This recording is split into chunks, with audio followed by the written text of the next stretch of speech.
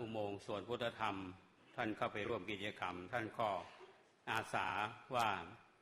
ในกิจกรรมนี้ควรจะมีดนตรีซึ่งโครงการธรรมสัญจรของเรานี้ก็ทำเพื่อถวายพระบาทสมเด็จพระปรมินทรมหาภูมิพลอดุลยเดชผู้สู่สวรรคาลัยเพลงพระนิจิพนธ์นี้ก็เป็นเพลงที่พระองค์ท่านได้มีพระราชนิพนธ์มาวันนี้ก็มีลูกศิษย์ท่านหนึ่งจะมาเล่นดนตรีคือกับญาติโยมได้ฟังกันเป็นเพลงพระราชนิพนธ์ก็จะมีเพลงอยู่2เพลงหลังจากนั้นเราก็จะเข้าลำดับพิธีคือท่านนายกก็จะเดินทางมานะฮะก็ในเวลาประมาณสักทุ่มหนึ่งตอนนี้เวลาก็ล่วงเลยมาแล้วอาตมาเชื่อเหลือเกินว่าช่วงนี้ในช่วงที่รอบรรดาพระภิกษุสงฆ์องค์พระเนรจากสำนักวัดต่างๆรอญาติโยมที่จะมาเข้าร่วมกิจกรรมก็ควรจะได้เริ่มกิจกรรมสวดมนต์หมู่ทำนองสรพัญญาในโอกาสนี้ขอเจริญพรเชิญท่าน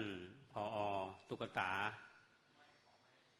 ทุกท่านจะได้รู้จักในนามของผอ.ตุ๊กตาผู้อำนวยการสำนักบริการสังคมเทศบาลตำบลสุเทพคุณพนาภัยคุ้มสะดวกก็แจ้งกับท่านทั้งหลายได้รับทราบว่าในปีนี้ทางเทศบาลตำบลสุเทพของเรามีโครงการคนดีสี่สุเทพซึ่งทางเทศบาลเราเพื่อการสนับสนุนสภาวัฒนธรรมเทศบาลตำบลสุเทพก็ได้คัดเลือกตามมติของอนุกรรมการก็ได้หันชอบบุคคลที่ควรจะได้รับรางวัลคนดีสี่สุเทพประเภทพระภิกษุสงฆ์ก็คือหลวงพ่อพระครูสุขันธสินอดีตเจ้าคณะตำบลสุเทพเขต2เจ้าวาดวัดอุโมงค์สวนพุทธธรรมในส่วนของข้าราชการและเจ้าพนักงานนั้นคือผอ.พนาไพรคุ้มสะดวกหรือผอ.ตุ๊กตาได้รางวัลคนดีสี่สุเทพวันนี้ท่านขอมาทำหน้าที่เป็นพิธีกร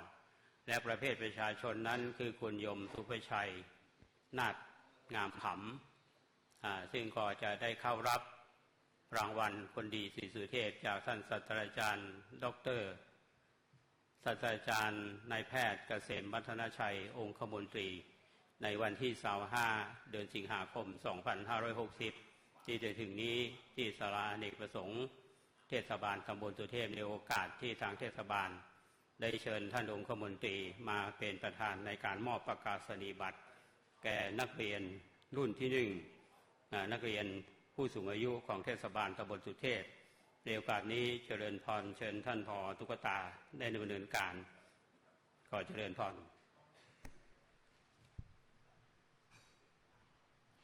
เจ้ากราบนมัสการพระเดชพระคุณท่านเจ้าคุณพระภาวนาธรรมาภิรัตน์กราบนมัสการท่านพระครูโคสิตปริยัตยาภรณ์เจ้าคณะตำบลสุเทพเขต1เจ้าวาดวัดป่าแดงมหาวิหารกราบนมัสการพระเถรานุเถระทุกรูปนะเจ้ากราบสวัสดีพ่อแม่พี่น้องศรัทธาสาธุชนทุกท่านนะเจ้าที่วันนี้มาร่วมกิจกรรมธรรมสัญจรซึ่งกิจกรรมในวันนี้เราได้รับความร่วมมืออย่างดียิ่งจากคณะสงฆ์ตำบลสุเทพร่วมกับเทศบาลตำบลสุเทพและสภาวัฒนธรรมตำบลสุเทพนะเจ้าซึ่งโครงการนี้เป็นโครงการที่จัดขึ้นทุกปีเป็นประจำทุกปีเนื่องจากว่าทางคณะสงฆ์ได้เห็นความสำคัญโดยเฉพาะกิจกรรมทางด้านศาสนาประเพณีวัฒนธรรมนะเจ้าหรือแม้กระทั่งกิจกรรมอื่นๆที่เทศบาลเราได้จัดขึ้นทางคณะสงฆ์ตำบลสุเทพของเราได้ให้ความร่วมมือและถือว่าเป็นเครือข่ายอีกองค์กรหนึ่งที่สำคัญและก็มีบทบาทอย่างยิ่งในการพัฒนาตำบลสุเทพของเรานะเจ้าวันนี้ถือว่าเป็นโอกาสอันดีที่พ่อแม่พี่น้องศรัทธาสาธุชนจะได้มาร่วมกิจกรรมดีๆแบบนี้นะเจ้าอย่างที่ท่านพระคุณเจ้าพระครูโคสิตปริยัตยาภรณ์ได้เกริ่นนำไปตะกี้ว่ากิจกรรมในวันนี้นอกจากเราจะได้มาน้อมจิตน้อมใจ ถวายเป็นพระราชกุศลแด่พระบาทสมเด็จพระปรมินทรมหาภูมิพลอดุลยเดชแล้ววันนี้เฮายังได้มาทำบุญทำกุศลถือว่าเป็นคุณงามความดีที่หมู่เฮาทั้งหลายทั้งปวงนะเจ้าจะได้นำไปประพฤติปฏิบัติจากข้อคิดที่เฮาจะได้มาร่วมกันทำกิจกรรมดีๆในวันนี้นะเจ้าสำหรับกิจกรรมในส่วนของเทศบาลตำบลสุเทพซึ่งหลายๆกิจกรรมนะเจ้าได้มีความเกี่ยวเนื่องเชื่อมโยงกับสถาบันศาสนาโดยเฉพาะวัดวาอารามต่างๆนะเจ้าและแห่งองค์กรหนึ่งที่สำคัญก็คือโรงเรียนหรือสถาบันการศึกษาในเขตเทศบาลตำบลสุเทพของเราซึ่งตอนนี้ในส่วนที่เกี่ยวข้องกับผู้สูงอายุนะเจ้าช่วงนี้อย่างที่ท่านพระคุณเจ้าท่านพระครูโคสิทธิ์ได้เกิดนำไปว่าตอนนี้เทศบาลตำบลสุเทพเรามีโรงเรียนผู้สูงอายุเกิดขึ้นแล้วนะเจ้าซึ่งขณะนี้กำลังทำการเรียนการสอนอยู่ซึ่งเราได้เปิดการเรียนการสอนไปแล้วตั้งแต่เดือนมีนาคมที่ผ่านมานะเจ้าจนถึงเดือนสิงหาคมซึ่งจะจบหลักสูตรในวันที่23ที่จะถึงนี้นะเจ้าหลักสูตรทั้งหมดเรามี92ชั่วโมงนักเรียนผู้สูงอายุเราก็มีทั้งหมด106คนนะเจ้าซึ่งถือเป็นโอกาสอันดียิ่งที่เป็นจุดเริ่มต้นที่เราได้คณะสงฆ์ตำบลสุเทพได้มาร่วมซึ่งหนึ่งในหลักสูตรก็จะเป็นวิชาพระพุทธศาสนานะเจ้าโรงเรียนเราจะเปิดทุกวันพุธทุกสัปดาห์นะเจ้าซึ่งสัปดาห์ที่1เราจะมีการเรียนการสอนวิชาพระพุทธศาสนาซึ่งวิชานี้หัวเรี่ยวหัวแรงในการจัดหลักสูตรก็คือพระสงฆ์คณะสงฆ์ในเขตเทศบาลตำบลสุเทพโดยการนำของพระคุณเจ้าพระครูโคสิทธิ์ปริยัตยาภรณ์นะเจ้าท่านเมตตาเป็นประธานหลักสูตรวิชาพระพุทธศาสนาคือกับเทศบาลเจ้าตอนนี้คิดว่าได้เวลาอันสมควรก่อนที่เราจะเข้าสู่พิธีต่างๆนะเจ้าวันนี้อย่างที่เกริ่นนำไปว่าวันนี้จะมีนักเรียนจากโรงเรียนบ้านโป่งน้อยแล้วก็โรงเรียนบ้านห้วยทรายนะเจ้าวันนี้จะมาร่วมกันสวดมนต์หมู่ทำนองสรพัญญะตอนนี้คิดว่านักเรียนพร้อมแล้วก่อนที่เราจะเข้าสู่ช่วงต่อไปเราจะเข้าสู่กิจกรรมการสวดมนต์หมู่ทำนองสรพัญญะโรงเรียนแรกจะเป็นโรงเรียนบ้านโป่งน้อยตอนนี้โป่งน้อยพร้อมหรือยังเจ้าเรียนเชิญนักเรียนมาตั้งหน้านี่เลยลูก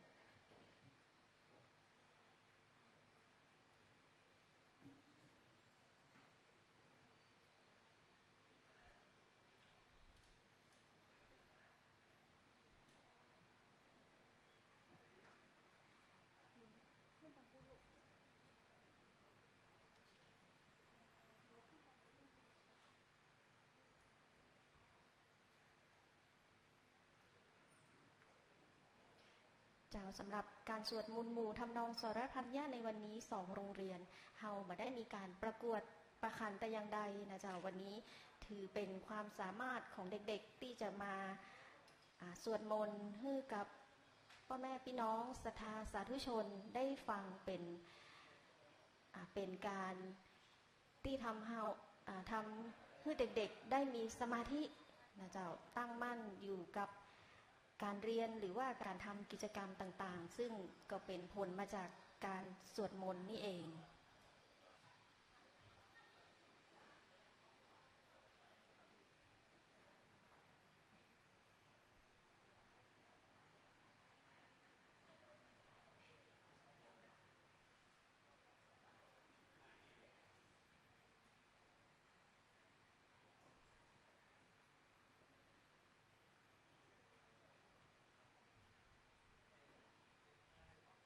เจ้าตอนนี้นักเรียนจากโรงเรียนบ้านโป่งน้อยพร้อมแล้วนะเจ้าขอเชิญศรัทธาสาธุชนทุกท่านรับฟังการสวดมนต์หมู่ทำนองสรพัญญะจากโรงเรียนบ้านโป่งน้อยได้แล้วเจ้า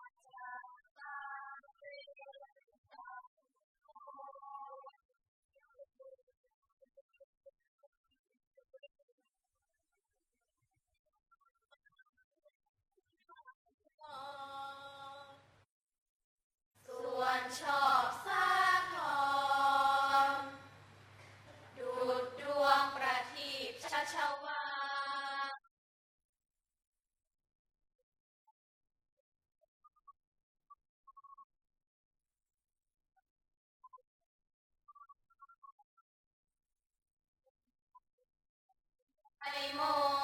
นต์ทำไรนับโดยมรรคผลเป็นแปดพึงโยนและกล่าวกับทั้งนฤพานสมยาโลกอุดรพิสดารอันลึกโอฬารพิรุณพิเศษสุขใส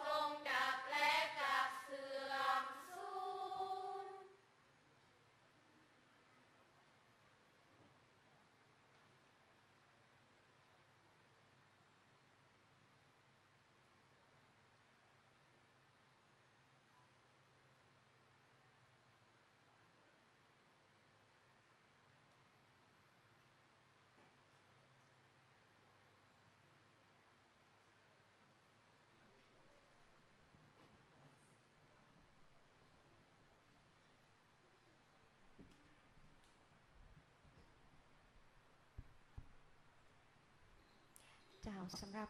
การสวดมนต์ทำนองสรพัญญะจากเด็กนักเรียนโรงเรียนบ้านโป่งน้อยจบลงไปแล้วนะเจ้าซึ่งเด็กกลุ่มนี้จะเป็นเด็กกลุ่มป .6 และก็ม .2 นะเจ้าจากโรงเรียนบ้านโป่งน้อยโดยการนำของท่านผอ.เรืองฤทธิ์จันดีผู้อำนวยการโรงเรียนบ้านโป่งน้อยลำดับต่อไปขอเรียนเชิญเด็กนักเรียนจากโรงเรียนบ้านห้วยทรายเจ้า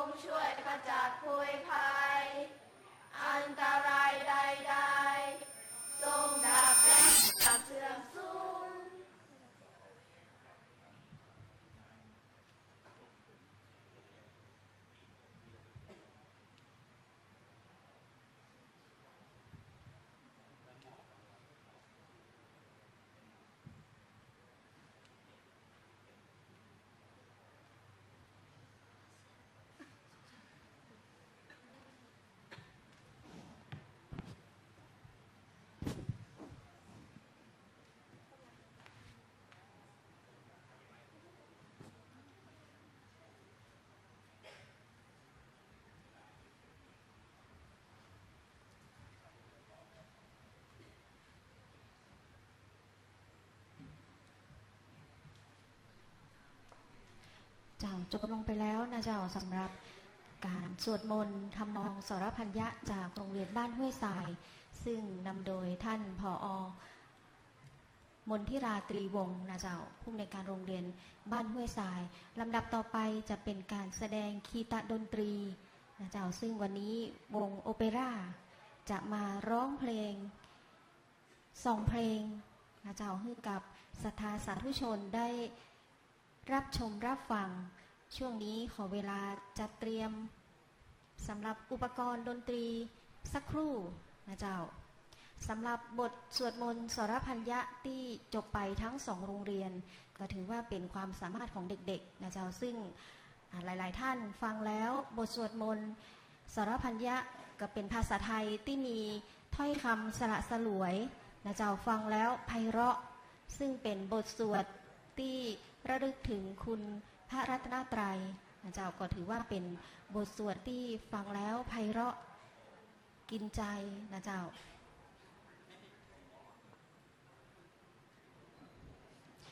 หลังจากจบการแสดงคีตดนตรี2 เพลงแล้วเราก็จะเริ่มเข้าสู่พิธีการนะเจ้าซึ่งวันนี้ท่านประธานในพิธีประธานฝ่ายคฤหัสถ์ก็คือท่านนายกเทศมนตรีตำบลสุเทพท่านธัญศักดิ์แสงสีจันทร์พร้อมทั้งคณะผู้บริหารวันนี้นะเจ้าประกอบด้วยท่านรองนายกเทศมนตรีทั้ง2 ท่าน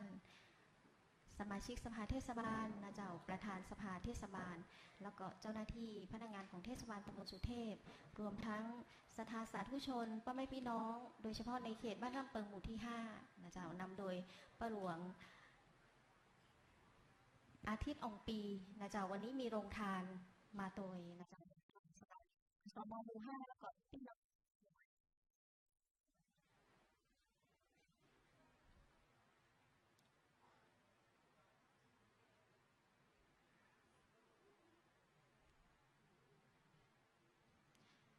เจ้าตอนนี้ถ้าดนตรีพร้อมแล้วนะเจ้าเราก็จะคือเวลาช่วงนี้สำหรับการแสดงคีตดนตรีซึ่งช่วงนี้เราจะได้รับฟังเพลงเพราะๆ2 เพลงด้วยกันจบ2 เพลงนี้แล้วก็จะเข้าสู่พิธีการอันสำคัญแห่งพิธีหนึ่งนะเจ้าตอนนี้เชิญทุกท่านรับฟังการแสดงคีตดนตรีจากวงโอเปร่าเจ้า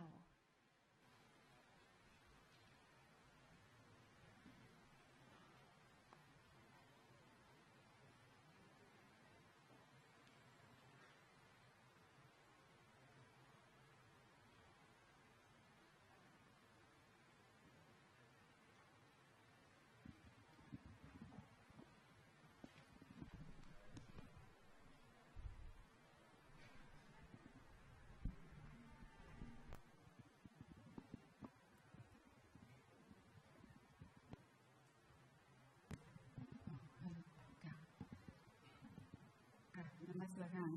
ท่านคณะคุณเจ้าคณะภิกษุสามเณรและคณะแม่ชีค่ะคณะพุทธศาสนิกชนเจ้าสุเทพข้าเจ้าค่ะข้าเจ้าครูเบลล่าจากโรงเรียนดีวรนันท์และโรงเรียนโครงการนันเทลี0 บาทก็เรียนได้คีตาทานอยู่ใกล้ๆกันนี่ไปได้นะเจ้าค่ะขอโอกาสค่ะ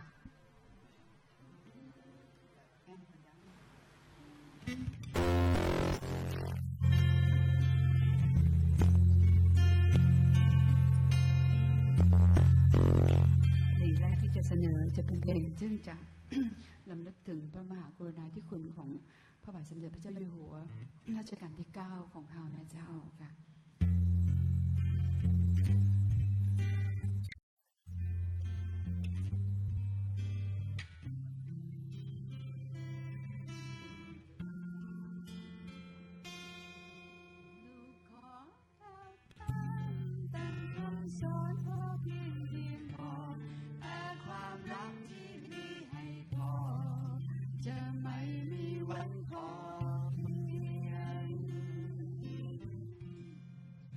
ระดับน้ำเจ้าพระยา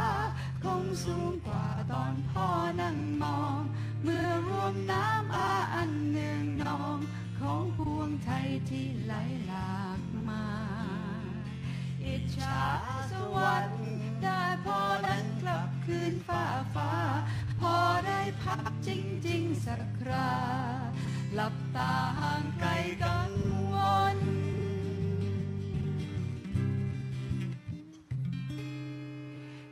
กี่เช้าที่คนไทยยังร้องไห้ด้วยเรื่องเดียวกันความโศกเศร้าทอดเงายาวนานเหมือนจะไม่มีวันผ่านพ้นต่างชาติแปลกใจแต่คนไทยถึงในเหตุผลแผ่นดินนี้มีเพียงหนึ่งคนที่อื่นบนโลกไม่มีพระราชาที่ย่ำอยู่กลางป่าเขาคล้องกล้องถ่ายรูปอันเก่าในมือพ่อถือแผนที่4,000 โครงการพ่อทำมานานกว่า70 ปีหากยังอยู่วันนี้พ่อคงยังทำงานต่อแบบอย่างของทุกความดี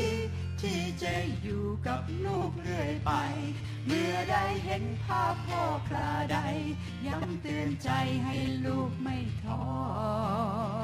ลูกขอก้าวตามดังคำสอนพ่อเพียงพอแต่ความรักที่มีให้พ่อจะไม่มีวันพอเพียงพระราชาที่ย่ำอยู่กลางป่าเขาพร้อมกล้องถ่ายรูปอันเก่าในมือพ่อถือแผนที่4,000 โครงการพ่อทำมานานกว่า70 ปีหากยังอยู่วันนี้พ่อคงยังทำงานต่อแบบอย่างของทุกความดีที่จะอยู่กับลูกเรื่อยไปเมื่อไรเห็นภาพพ่อคราใดย้ำเตือนใจให้ลูกไม่ท้อลูกขอก้าวตามดังคำสอนพ่อเพียงพอแต่ความรักที่มีให้พ่อจะไม่มีวันพอเพียงลูกขอก้าวตามดังคำสอนพ่อเพียงพอแต่ความรักที่มีให้พ่อจะไม่มีวันพอเพียงกราบถวายบังคมเสด็จสู่สวรรคาลัยกราบถวายบังคมเสด็จสู่สวรรคาลัยกราบถวายบังคมเสด็จสู่สวรรคาลัย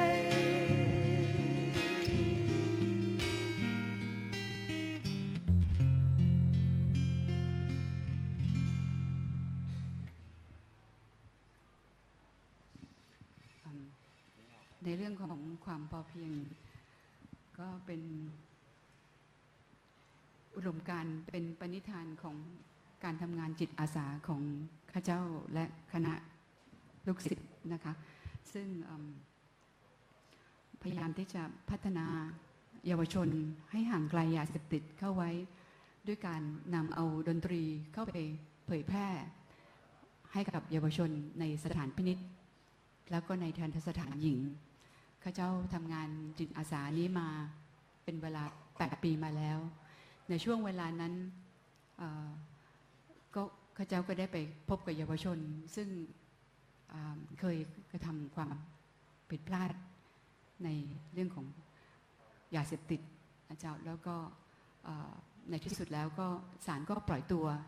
แล้วก็เปิ้ลก็ต้องการคนอุปการะเพราะว่าขาดพ่อแม่ข้าเจ้าก็ยื่นมือให้การอุปการะก็เลี้ยงดูกันมาเป็นเวลา8 ปีแล้ววันนี้ก็มานั่งข้างๆข้าเจ้านี่คือติ๊กเจ้าสวัสดีครับสวัสดีครับนมัสการพระคุณเจ้าและก็สวัสดีแม่ชีเจ้าและผู้ใหญ่ใจดีทุกคนนะครับเจ้าคิดว่า สำหรับติ๊กก็มีเรื่องของความอยู่อย่างพอเพียงซึ่งจะขอโอกาสนี้นำมาเล่าให้ทุกท่านได้ฟังตรงนี้เพื่อที่ว่าเราก็จะได้ฟังเป็นอุทาหรณ์กันค่ะไอติ๊กทราบซึ้งกับค สอนของพระบาทสมเด็จพระเจ้าอยู่หัวรัชกาลที่ 9ของเราว่าจงอยู่อย่างพอเพียงได้อย่างใดเจ้าครับ เดิมครอบครัวผมอบอุ่นร่ำรวยคิดว่าครอบครัวผมมีความสุขแล้วถ้าได้มีเงินแต่ผมก็ไม่รู้มาก่อนว่าพ่อแม่ผมขายยาเสพติดมาถึงตอนนั้นตำรวจมาถามผมว่าพ่อแม่เธอขายยาเสพติดรู้ตัวไหมผมว่าไม่รู้ครับเป็นไปได้ไงพ่อผมทำงานเกษตรแม่ผมเปิดร้านของชำผมไม่เชื่อแต่สุดท้ายก็ต้องยอมรับว่าพ่อแม่ผมได้ทำจริงพ่อแม่ผมอยากมีเงินอยากเหมือนคนในเมืองอยากมีบ้านหลังใหญ่ๆเลยยึดเรียกว่าอาชีพเลยครับยึดอาชีพค้ายาเสพติดอยู่ที่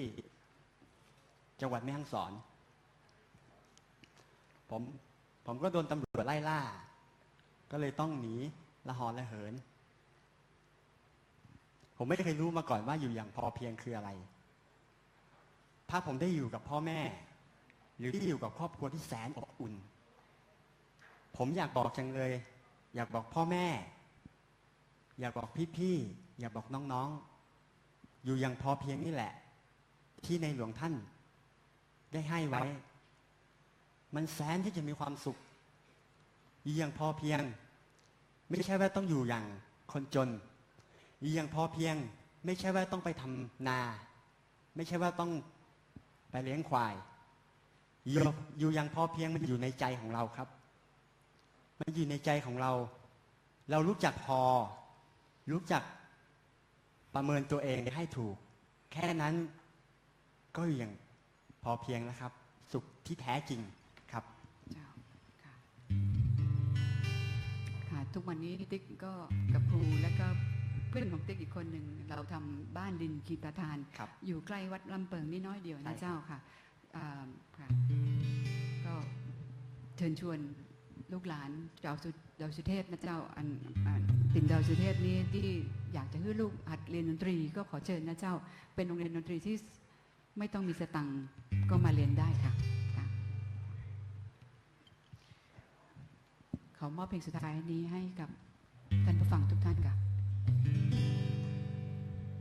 ภายใต้ฟ้าที่กว้างใหญ่มีคุ้นเขาให้คนปีนป่ายอยากจะไปให้ไกลให้สุดดังใจฝันพอหวังสูงฉันเกินไปกลับเป็นทุกข์ท้อแท้ในใจแต่ดวงดาวไม่ใช่คำตอบที่ต้องการกลับมาเอนกายซบลงแนบอุ่นไอดิน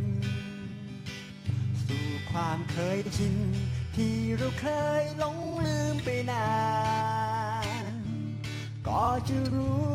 ว่าพื้นดินท้องฟ้าหน้าบ้านเรานั้นที่เป็นของสำคัญเกินสิ่งใด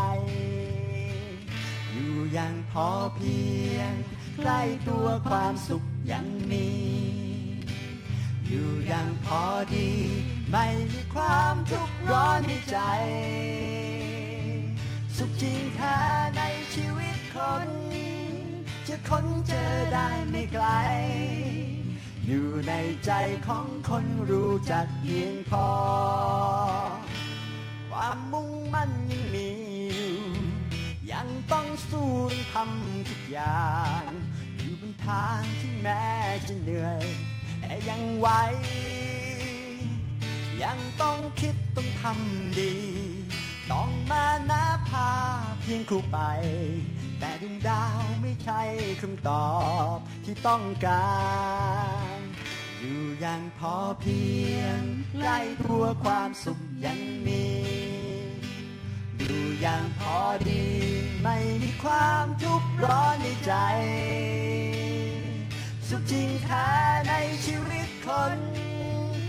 ค้นเจอได้ไม่ไกลอยู่ในใจของคนรู้จักเพียงพอแค่มีคำว่าพอก็สุขเกินใครอนุโมทนาสาธุเจ้า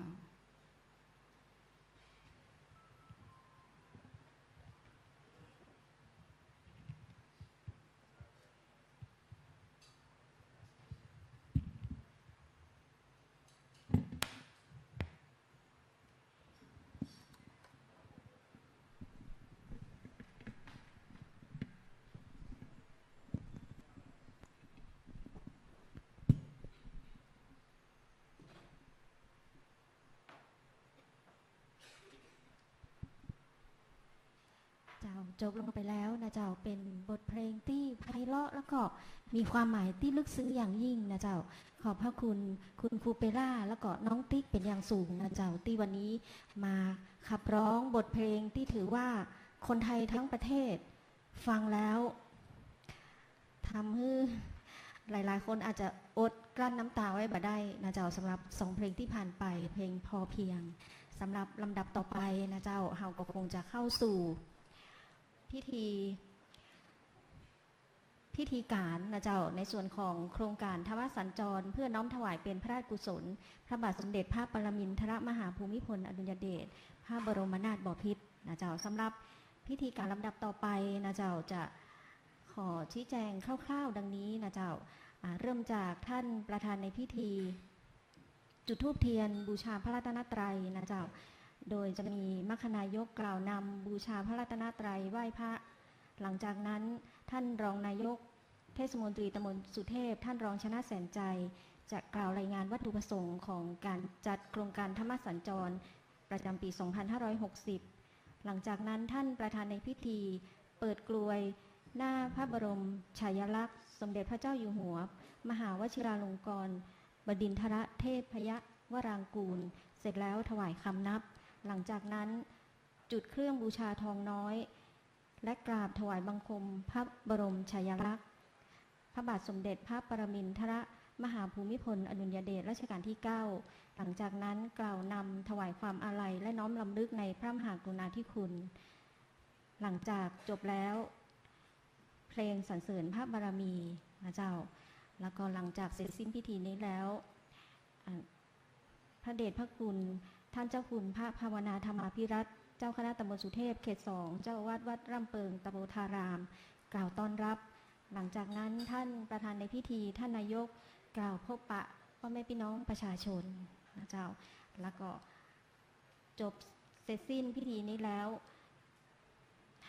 ท่านทั้งหลายนะเจ้าจะได้รับฟังพระธรรมเทศนาจากพระเดชพระคุณพระราชรัชมุนีนะเจ้าคณะ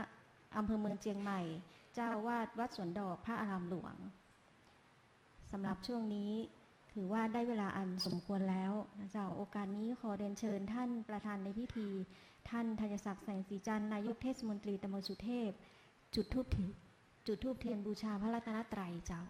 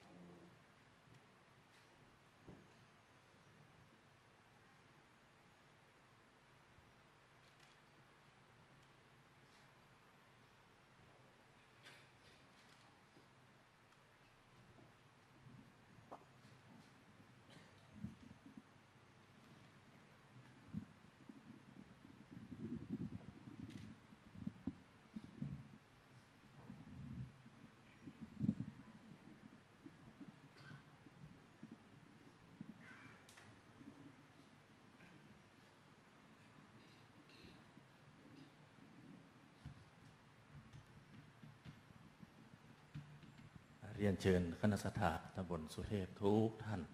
ได้กราบพระ3 ครั้งครับผม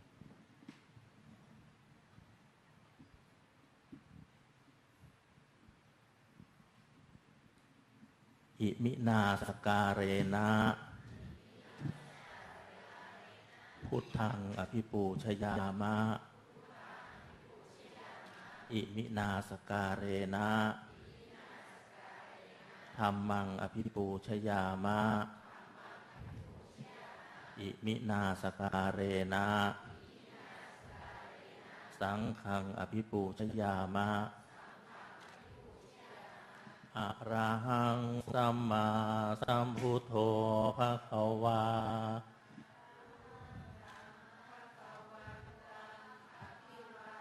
เฮมิ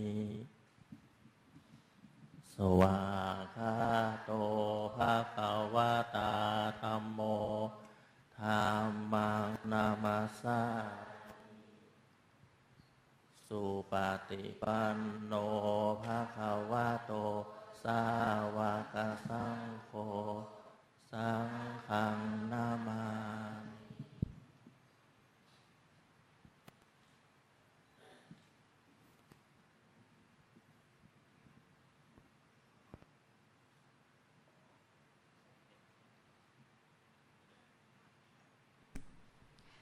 เจ้าลำดับต่อไปท่านรองนายกเทศมนตรีตำบลสุเทพท่านรองชนะแสนใจจะได้กล่าวรายงานวัตถุประสงค์ของการจัดกิจกรรมธรรมสัญจรประจำปี 2560 โอกาสนี้เรียนเชิญเจ้า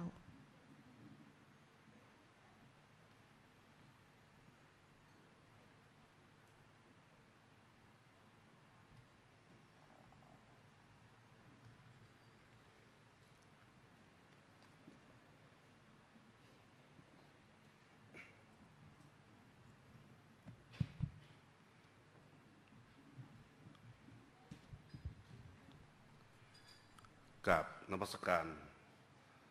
พระคุณเจ้าทุกรูปเรียนท่านตรีศักดิ์แสงสีจันทร์นายกเทศมนตรีตำบลสุเทพคณะผู้บริหารสมาชิกสภากำนันผู้ใหญ่บ้านพี่น้องศรัทธาประชาชนทุกท่านกับผมนายชนะแสนใจรองนายกเทศมนตรีตำบลสุเทพขอรายงานวัตถุประสงค์ของการจัดโครงการธรรมสัญจรเพื่อน้อมถวายเป็นพระราชกุศลแด่พระบาทสมเด็จพระปรมินทรมหาภูมิพลอดุลยเดชประจำปี 2560 โดยสังเขปดังนี้เทศบาลตำบลสุเทพได้จัดสรรงบประมาณอุดหนุนวัดป่าแดงมหาวรวิหารเพื่อให้คณะสงฆ์ตำบลสุเทพได้ดำเนินกิจกรรมต่างๆของวัดในเขตเทศบาลตำบลสุเทพตามโครงการธรรมสัญจรเพื่อน้อมถวายเป็นพระราชกุศลแด่พระบาทสมเด็จพระปรมินทรมหาภูมิพลอดุลยเดชเป็นจำนวนเงิน 130,000 บาทโดยคณะสงฆ์ตำบลสุเทพร่วมกับหน่วยอบรมประชาชนประจำตำบลสุเทพเขต 1 และเขต 2ได้มีมติกำหนดจัดกิจกรรมตามโครงการธรรมสัญจรโดยมีวัตถุประสงค์เพื่อน้อมถวายเป็นพระราชกุศลแด่พระบาทสมเด็จพระปรมินทรมหาภูมิพลอดุลยเดชซึ่งกำหนดกิจกรรมตามวัดต่างๆในเขตเทศบาลตำบลสุเทพจำนวน 4 ครั้งโดยครั้งแรกได้จัดกิจกรรมขึ้นในวันที่ 25 เมษายน พ.ศ.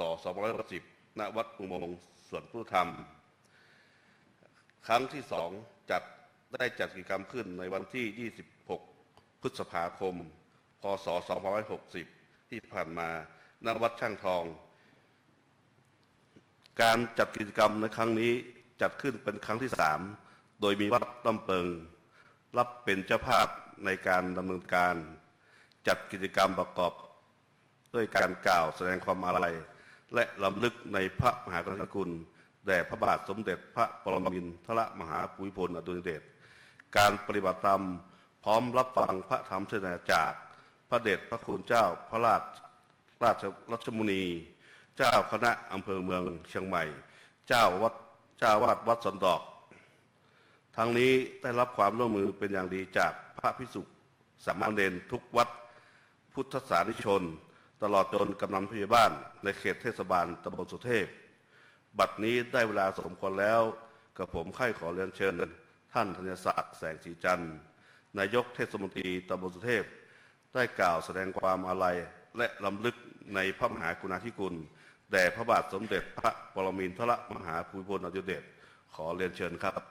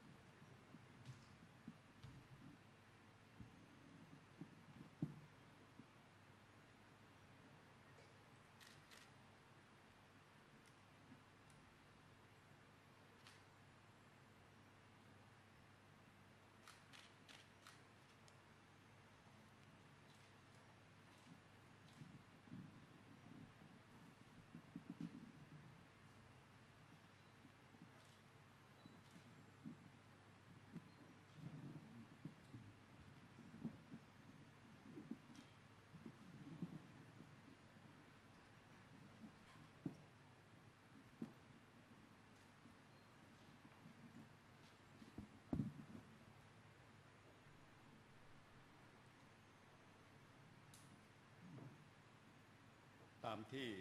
สำนักพระราชวังได้ออกแถลงการณ์อย่างเป็นทางการว่าพระบาทสมเด็จพระปรมินทรมหาภูมิพลอดุลยเดชมหิตราธิเบศรรามาธิบดีจักรินทร์นฤบดินทร์สยามินทราธิราชบรมนาถบพิตรเสด็จสวรรคตเมื่อวันพฤหัสบดีที่ 13 ตุลาคม พุทธศักราช 2559 เวลา 15.52 นาที พระสงฆ์นิกรชาวไทยต่างสำนึกในพระมหากรุณาธิคุณที่พระบาทสมเด็จพระปรมินทรมหาภูมิพลอดุลยเดชทรงพระราชทานต่อพระสงฆ์นิกรชาวไทยมายาวนานนับแต่เสด็จเถลิงถวัลย์ราชสมบัติตลอดระยะเวลา7 ทศวรรษพระองค์ทรงงานอย่างหนักทรงตรากตรำพระวรกายเพื่อปวงชนชาวไทยทุกหมู่เหล่าพระราชทานความช่วยเหลือบำบัดทุกข์บำรุงสุขแก่ราษฎรทรงบำเพ็ญพระราชกรณียกิจคุณูปการเพื่อความร่มเย็นเป็นสุขของปวงชนชาวไทยทรงเป็นพระมหากษัตริย์ที่พรั่งพร้อมด้วยทศพิธราชธรรมสมดังพระปฐมบรมราชโองการว่าเราจะครองแผ่นดินโดยธรรมเพื่อประโยชน์สุขแห่งชาวสยามตลอดทรงเป็นองค์อัครศาสนูปถัมภกและธรรมราชาผู้ปกครองอาณาประชาราษฎร์ทุกเชื้อชาติและศาสนาทรงเจริญรอยตามสมเด็จพระบูรพมหากษัตริย์ธิราชการพระราชทานเสรีภาพให้ประชาชนเลือกนับถือศาสนาและทรงเป็นผู้ตั้งมั่นในพระพุทธศาสนาพร้อมทั้งยอมรับศาสนาอื่นๆที่ไม่ใช่ศาสนาพุทธได้เสมอกันทรงเป็นพระธรรมราชาผู้ทรงปกครองประชา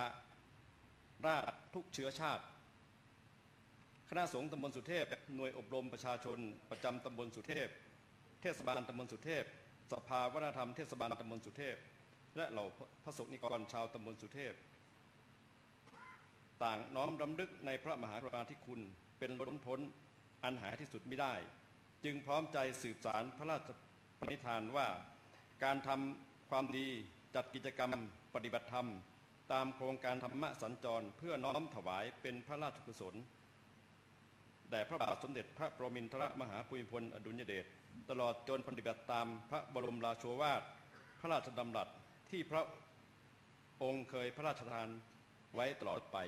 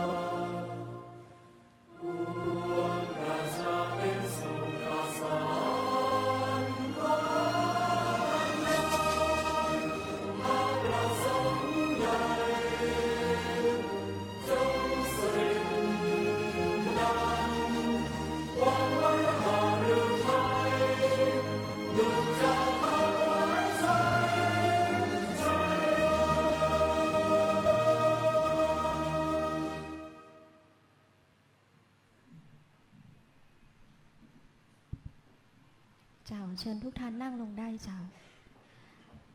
ลำดับต่อไปกราบนมัสการพระเดชพระคุณท่านเจ้าคุณพระภาวนาธรรมาภิรัตน์เจ้าคณะตำบลสุเทพเขต 2เจ้าวาดวัดร่ำเปิงตะโปธารามในฐานะวันนี้ได้มีเมตตาอนุเคราะห์สถานที่วัดร่ำเปิงเป็นสถานที่จัดโครงการธรรมสัญจรในครั้งนี้กราบนมัสการท่านเจ้าคุณได้กล่าวต้อนรับเจ้า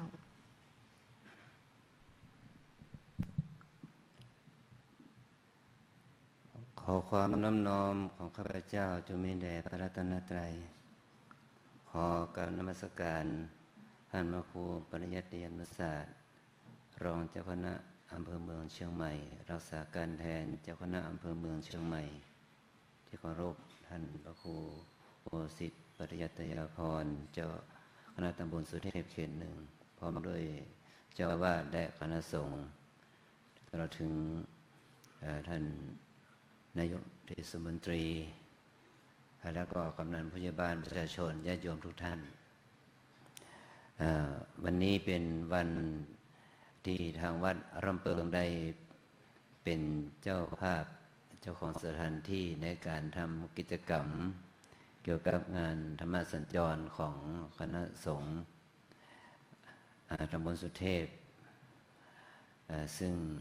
กิจกรรมนี้เราได้กันทำกันมาหลายครั้งหลายหน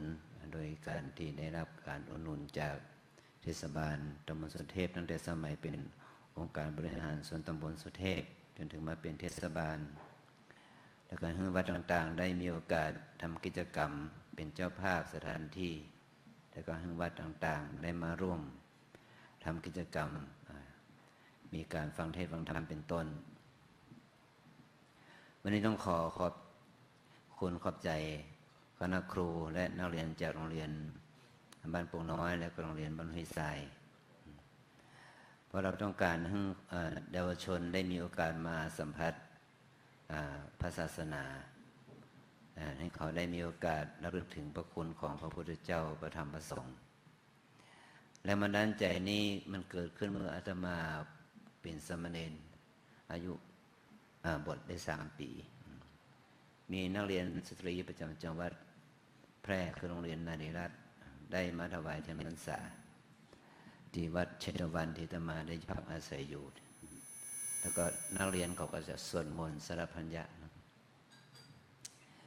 เราบวชมามากกว่า3 ปีเขายังบอกฮู้คำแปลพระอิติปิโสเป็นอย่างไรในลึกซึ้งเลยนะเด็กนักเรียนมาท่องฟังแล้วมันเกิดความซาบซึ้งใจมากๆตอนนั้นก็เป็นแรงบันดาลใจส่วนหนึ่งที่ทำให้เขามีจิตที่จะดำรงตนอยู่ในพระศาสนาในเพศบรรพชิตโดยอาศัยนักเรียนโรงเรียนสตรีประจำจังหวัดนั้นได้สวดสวดพัญญาในห้องฟังเกิดความซาบซึ้งใจอยู่แล้วก็บางทีอาจจะเป็นแรงบันดาลใจให้แก่พระภิกษุสามเณรเราเนาะเนี่ยอ่อนได้มาสวดสารพัญญาหรือว่าแม้แต่ชาวพุทธเราทั่วไปจะได้มีความศรัทธามั่นคงในพระพุทธศาสนาในพระรัตนตรัยซึ่งเป็นสิ่งที่เรากำลังเรียกร้องเรียกหาความศรัทธาที่ตั้งมั่นต่อพระรัตนตรัยของพุทธศาสนิกชนเราจึงอยากจะเลยมีโครงการนี้เพราะว่าสมัยก่อนเขาก็มีอยู่แต่ว่าเมื่อ2 ปีนี้เขาได้หยุดไปเพราะว่าพิธีกรรมมันยาวเกินไปก็เลยเอาบอกว่าเอามาทำก่อนกิจกรรมหลักเพื่อให้เยาวชนได้มีโอกาสแสดงบทบาทของเรียกว่าเยาวชนชาวพุทธนะในยุคใหม่แล้วก็มีโครงการที่ว่าเขาได้มีคุณครูเปล่าเนาะได้มาร้องเพลงนี่ก็ถือว่าเป็นกิจกรรมพิเศษนะซึ่งมีปีนี้เป็นปีแรกแล้วก็ได้ไปเห็นที่วัด2 วัดที่ได้ทำมาแล้วก็เห็นว่าแม้แต่วัดน้ำเปิงเขาจะเป็นวัดปฏิบัติธรรมเนาะแต่ก็ถือว่าเราฟังเพลงแบบเป็นเพลงคำสอนเป็นเพลงธรรมะก็พอจะได้สาระในเนื้อหาเพลงได้เพราะว่าในสมัยก่อนนั้นพระพุทธเจ้ายังได้ฟังธรรมคีตาคนที่ร้องเพลงฟังพระพุทธเจ้าฟังเนี่ยเป็นเขาเรียกปัญจสิกขาเทพบุตรร้องเพลงเอาเรื่องของการตรัสรู้ธรรมของ ของพระพุทธเจ้าเนี่ยมาคับเป็นเพลงขับก็มีมาแล้วในสมัยพุทธกาลจึงเกิดเป็นปฐมเหตุของสกัปปัญหาสูตรขึ้นมาก็มาจากบทเพลงของปัญจสิกขาเทพบุตรนั้นเป็นผู้นำทางนำพระเจ้าพระอินทร์เข้ามาเฝ้าพระพุทธเจ้าโดยบทเพลงอย่างนี้ฉะนั้นก็สิ่งใดที่วัดลำเปิงได้ทำแล้วอาจจะปกพร่องหรือว่าบ่สมบูรณ์แบบก็ขออภัยมาณที่นี่ด้วยเนาะแล้วก็สิ่งไหนที่เป็นประโยชน์เกื้อกูลกับคณะสงฆ์เราตลอดถึงเป็นประโยชน์เกื้อกูลกับทางเทศบาลเราหรือคณะศรัทธาญาติโยมในชุมชนเราทั้งมวลก็ขอมอบประโยชน์ผลประโยชน์ส่วนผลนี้ให้แก่ทุกคนได้มีส่วนร่วมส่วนรับในบุญกุศลโดยเฉพาะที่วัดลำเปิงมีกิจกรรมเมื่อ 3-4 วันก่อนนี่ก็ปฏิบัติธรรมวันแม่ก็จบเมื่อเช้านี้นะไปเช้านี้แล้วก็มีผู้มาปฏิบัติธรรมทั้งไทยและเทศทั่วประเทศไทยเราและก็ต่างประเทศได้มาอยู่มาที่นี่นะปัจจุบันนี้ก็เรียกว่าเขตฝั่งเหนือนี่เก็บทั้งหมดเนาะก็เป็นโยคีนักปฏิบัติอันนี้ก็เป็นสิ่งแล้วบุคคลเหล่านี้ก็มาจากที่ไกลๆเนาะมาแล้วสุดใต้สุดเหนือสุดเหนือมันมีถึงไม่ตั้งทั้งแสนสุดใต้มันถึงปัตตานีนะก็มาถึงว่าเรานี่นะฉะนั้นการที่เราในชุมชนเราเนาะมีของดีก็เรียกว่ามีวัดกรรมฐานนะที่นี่นะวัดพระสุเทพนะเป็นสีอยู่ที่สูงสุดในห้องกราบไหว้ศา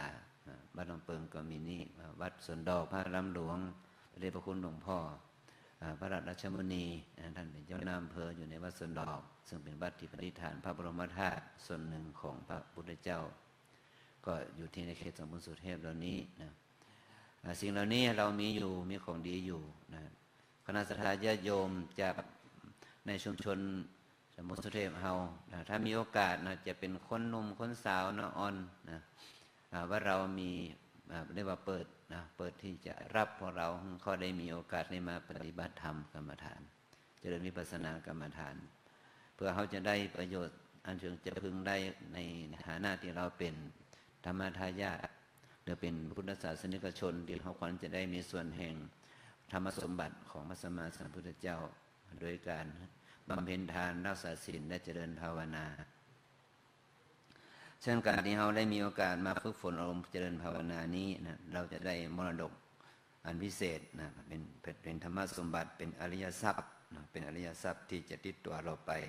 เป็นอุปนิสัยเป็นปัจจัยเพื่อมรรคเพื่อผลเพื่อพระนิพพานเพื่อความดับทุกข์เป็นที่สุด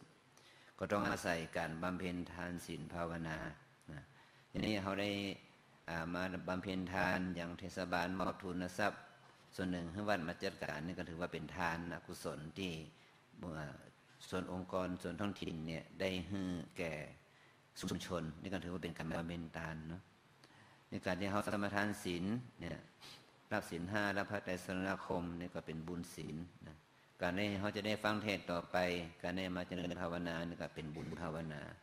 เนี่ยบุญทานบุญศีลบุญภาวนาท่านเปรียบเทียบว่าบุญทานขจัดโลภะบุญศีลขจัดโทสะบุญภาวนาขจัดโมหะทานศีลภาวนาก็เป็นไปเพื่อความขัดเกลาและขจัดโลภะโทสะโมหะเนี่ยเป็นธรรมอันประเสริฐของศาสนาเราจะได้เพื่อถึงศาสนาตั้งมั่นหรือมั่นคงได้ก็อาศัยที่ว่าชาวพุทธเราเนาะทุกภาคส่วนเนี่ยได้มีโอกาสได้ฝึกฝนอบรมจิตใจเจริญเมตตาภาวนาเป็นต้น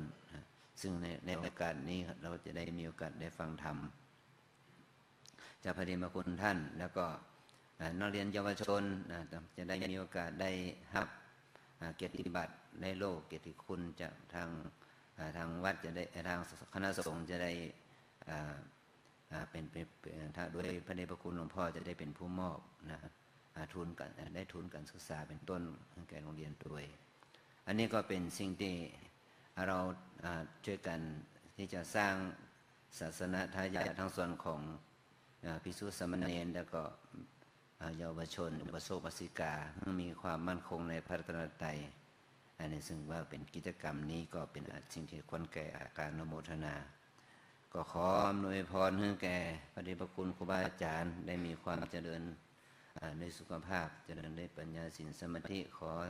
อำนวยพรให้แก่ท่านนายกเทศมนตรีและคณะผู้บริหารเทศบาลและคณะผู้ใหญ่บ้านประชาชนทุกหมู่เหล่าให้ได้มีความสุขความเจริญในสมาปฏิบัติเพื่อเป็นไปเพื่อความมั่นคงของศาสนาศาสนธรรมของพระสัมมาสัมพุทธเจ้ายิ่งยืนนานจงมาเกิดผลแก่ท่านทั้งหลายจงทุกประการด้วยเถิดสาธุสาธุสาธุ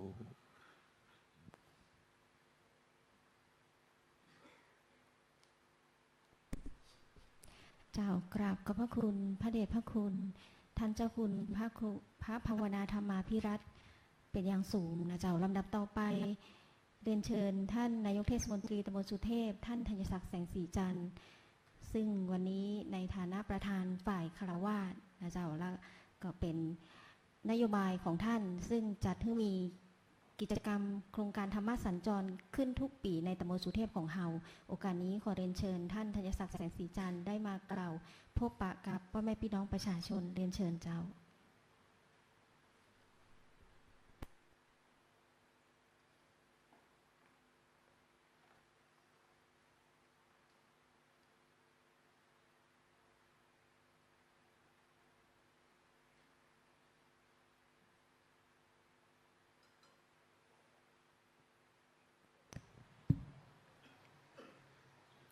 ครับกราบนมัสการ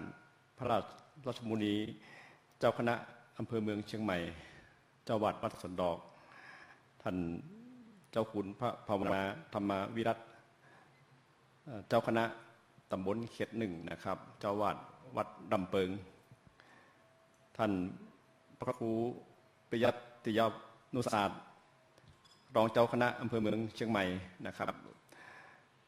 ท่านพระครูโคสิทธิ์ปิยติยาพรเจ้าคณะตำบลเขตหนึ่งและเจ้าวัดวัดประแดงมหาวิหารท่านรองนายกนะท่านประธานสภาผู้อำนวยการเรื่องนิดนะครับโรงเรียนบ้านโป่งน้อยตลอดจนถึงคณะแม่ชีนะครับแล้วก็พ่อแม่พี่น้องศรัทธาสาธุชนทุกท่านนะครับที่มาร่วมธรรมะสัญจรในวันนี้ครับโครงการธรรมะสัญจรก็เป็นปีที่6นะครับเป็นปีที่6แล้วนะก็ทั้งนี้ก็เพื่อให้พ่อแม่พี่น้องนะครับได้มาฟังเทศน์ฟังธรรมแล้วก็นำคำสั่งสอนนั้นไปปฏิบัติซึ่งการธรรมะ6 ปีนะครับก็ได้อาศัยคณะสงฆ์นะครับแล้วก็พ่อแม่พี่น้องร่วมไม้ร่วมมือกันก็สำเร็จไปด้วยดีแต่อย่างไรก็ตามนะครับช่วงนี้เปลี่ยนรัชสมัยนะรัชกาลที่10ซึ่งพระองค์นะได้ทรงราชเมื่อวันที่13ตุลาคม2559นะครับก็ได้คือพระบรมโชวาทนะครับแล้วก็นโยบายต่างๆว่าทุกภาคส่วนราชการนะครับไม่ว่าเป็นภาครัฐหรือประชาชนนะครับให้นำแนวทางของพระบาทสมเด็จพระเจ้าอยู่หัวพระปรมินทรมหาภูมิพลอดุลยเดชรัชกาลที่10นำไปปฏิบัตินำไปใช้เมื่อทุกท่านนำไปใช้แล้วนะครับก็เหมือนได้พระดีมาคุ้มครองรัชกาลที่10เปิ่นกล่าวไว้อย่างอันแต่นะครับครับก็ถือว่าเป็นโชคดีของพี่น้องประชาชนคนไทยทีนี้ตลอดระยะเวลาที่ผมบริหาร6 ปีนะครับก็ได้พยายามจัดสรรงบประมาณให้ทุกภาคส่วนนะครับเพราะว่าองค์กรกลุ่มและประชาชนได้เอางบประมาณไปใช้ให้คุ้มค่าได้ประโยชน์แก้ปัญหาให้ทันท่วงทีโดยเฉพาะนะครับองค์กรต่างๆว่าเป็นคณะสงฆ์สภาวัฒนธรรมพี่น้องอสม.แม่บ้านท่านกำนันผู้ใหญ่บ้านกลุ่มอาชีพต่างๆพยายามที่จะจัดสรรงบประมาณให้เขาได้ร่วมเลี้ยงเคียงบากันพัฒนาตำบลสุเทพนะจนกระทั่งเขาพัฒนาก้าวมาอยู่ระดับหนึ่งว่าพี่น้องประชาชนพึงพอใจหรือไม่ครับในปี2561เขาจัดงบประมาณแบบใหม่นะครับในรัชกาลที่10 ที่จะเริ่มต้นรัชสมัยนี้นะครับว่ามีแนวทางอย่างไรของเขาจะเหลียวหน้าและหลังโครงการต่างๆที่ท่านนำเอาไปใช้แล้วมันคุ้มค่าไหมมันเกิดประโยชน์ไหมแล้วพ่อแม่พี่น้องกลุ่มองค์กรต่างๆนะครับท่านมีแนวคิดที่จะให้เทศบาลนำไปใช้อย่างพ่องบอกว่าเป็นคณะสงฆ์โรงเรียนครูนะครับกลุ่มผู้ใหญ่บ้านกำนันอสมแม่บ้านกลุ่มอาชีพสภาวัฒนธรรมนะครับเขาจะได้เหลียวหน้าแลหลังแล้วนำประชาชนไปสู่ความผาสุกตามพระราชทานของรัชกาลที่10ว่าจะนำแนวทางของพระบาทสมเด็จพระเจ้าอยู่หัวร.9มาปฏิบัติต่อเนื่องไปอันนี้ก็เป็นความตั้งใจของผมนะครับว่าที่จะทำต่อแล้วก็ในเรื่องราวทั้งหมดนะครับก็จะได้มีการระดมความเห็นนะครับความคิดแล้วก็ร่วมเรียนเคียงบากันพัฒนาให้พ่อแม่พี่น้องประชาชนได้มีความสุขต่อไปโดยเฉพาะภาคประชาชนภาครัฐองค์กรต่างๆซึ่งเขามีประชาชนอยู่เกือบ 20,000 ประชาชนนอกทะเบียนราษฎร์แห่งนะ40,000แต่แกนนำในการพัฒนาจริงๆเนี่ยมีประมาณ400 คนผมจะนำนะทั้ง400 คนนำความคิดของท่านเนี่ยนะครับมาพัฒนาประชาชนแห่ง 20,000 คนให้ได้รับความผาสุกได้อย่างไรอันนี้นะครับก็ต้องอาศัยทุกภาคส่วนรวมไม้รวมมือกันนะครับบอกว่าเป็นสภา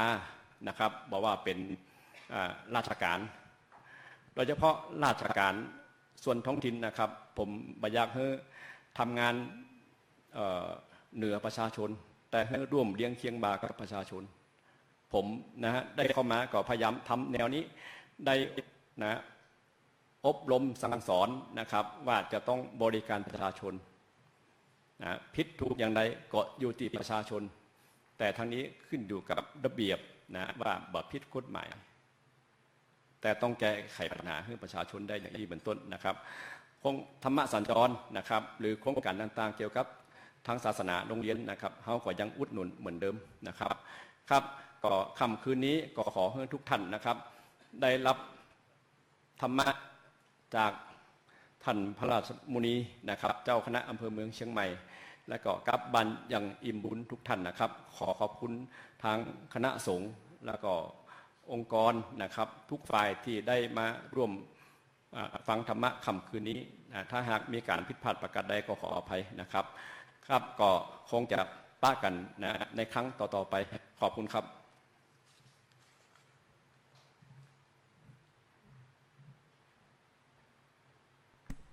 เจ้าขอบคุณท่านธัญศักดิ์แสงสีจันทร์นายกเทศมนตรีตำบลสุเทพเป็นอย่างสูงนะเจ้าลำดับต่อไปขอเรียนเชิญมคณายกนะเจ้านำเข้าสู่ช่วงฟังพระธรรมเทศนาเจ้าเรียนเชิญเจ้ากราบอาราธนาพระเดชพระคุณพระราชรัชมุนีท่านเจ้าคณะอำเภอเมืองเชียงใหม่เจ้าอาวาสวัดสวนดอกอารามหลวงขึ้นสู่ธรรมาสน์เพื่อจะได้ให้ศีลแก่คณะสถาตำบลสุเทพและแสดงพระธรรมเทศนาโดยลำดับสืบต่อไปกราบพระธรรม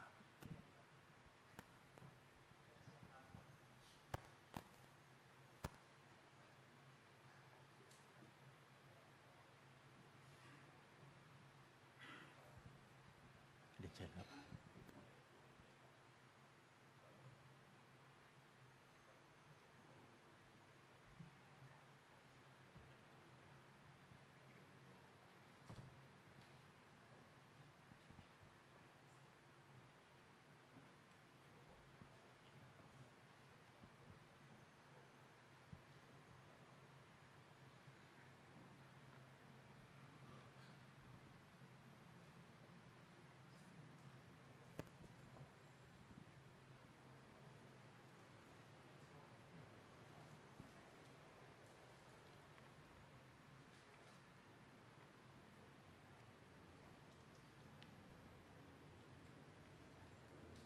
เรียนเชิญคณะสถาตำบลสุเทพทุกท่านกราบพระเดชพระคุณหลวงพ่อพร้อมกัน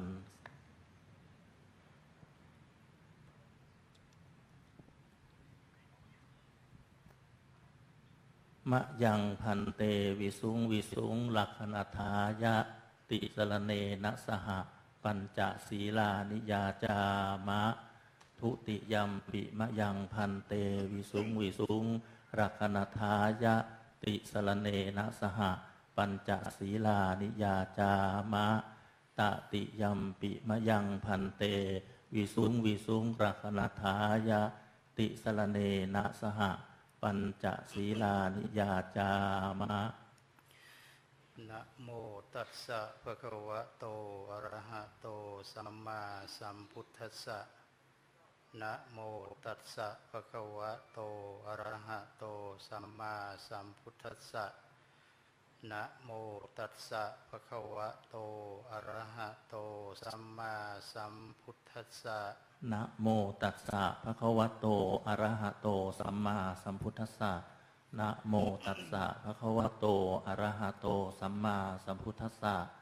นะโมตัสสะภะคะวะโตอะระหะโตสัมมาสัมพุทธัสสะ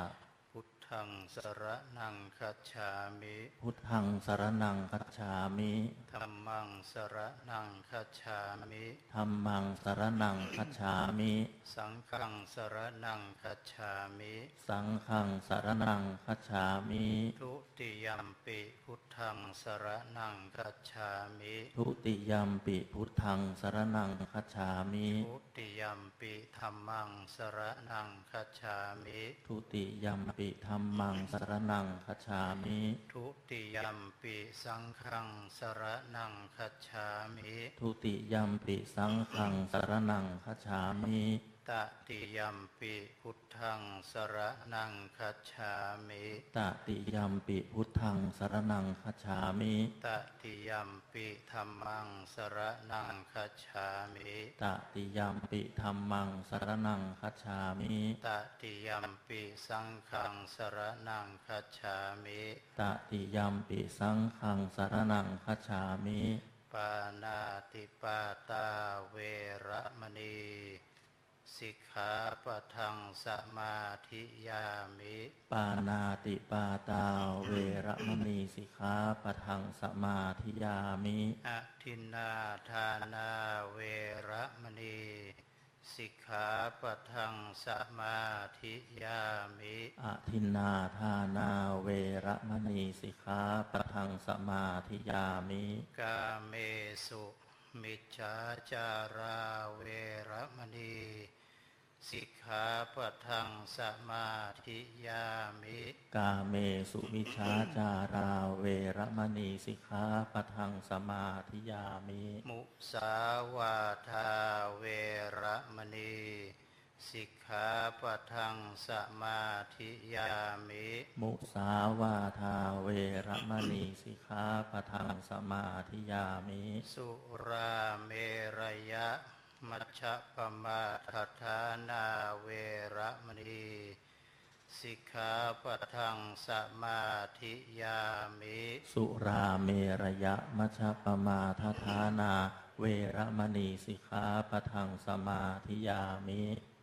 อิมานิปัญจสิกขาปทานิสีเลนะสุขติงยันติ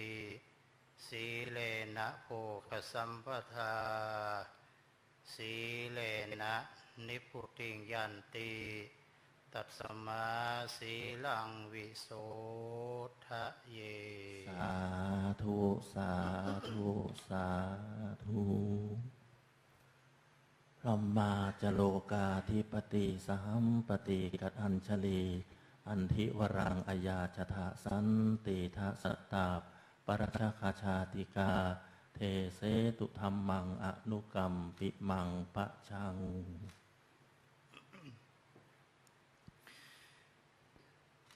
นะโมตัสสะภะคะวะโตอะระหะโตสัมมาสัมพุทธัสสะนะโมตัสสะภะคะวะโตอะระหะโตสัมมาสัมพุทธัสสะนะโมตัสสะภะคะวะโตอะระหะโตสัมมาสัมพุทธัสสะอัญญตระโพชาตัปปสาอัญญตระอินทริยสังวราอัญญตระสัพพนิสักขาโสทิงปัสสามิ านินันติ ณ บัดนี้อาตมาภาพจะได้แสดงพระธรรมเทศนาให้แก่ญาติโยมท่านสาธุชนทั้งหลายที่ได้พร้อมเพรียงกันมาประพฤติปฏิบัติในเรื่องของสร้างบุญสร้างกุศล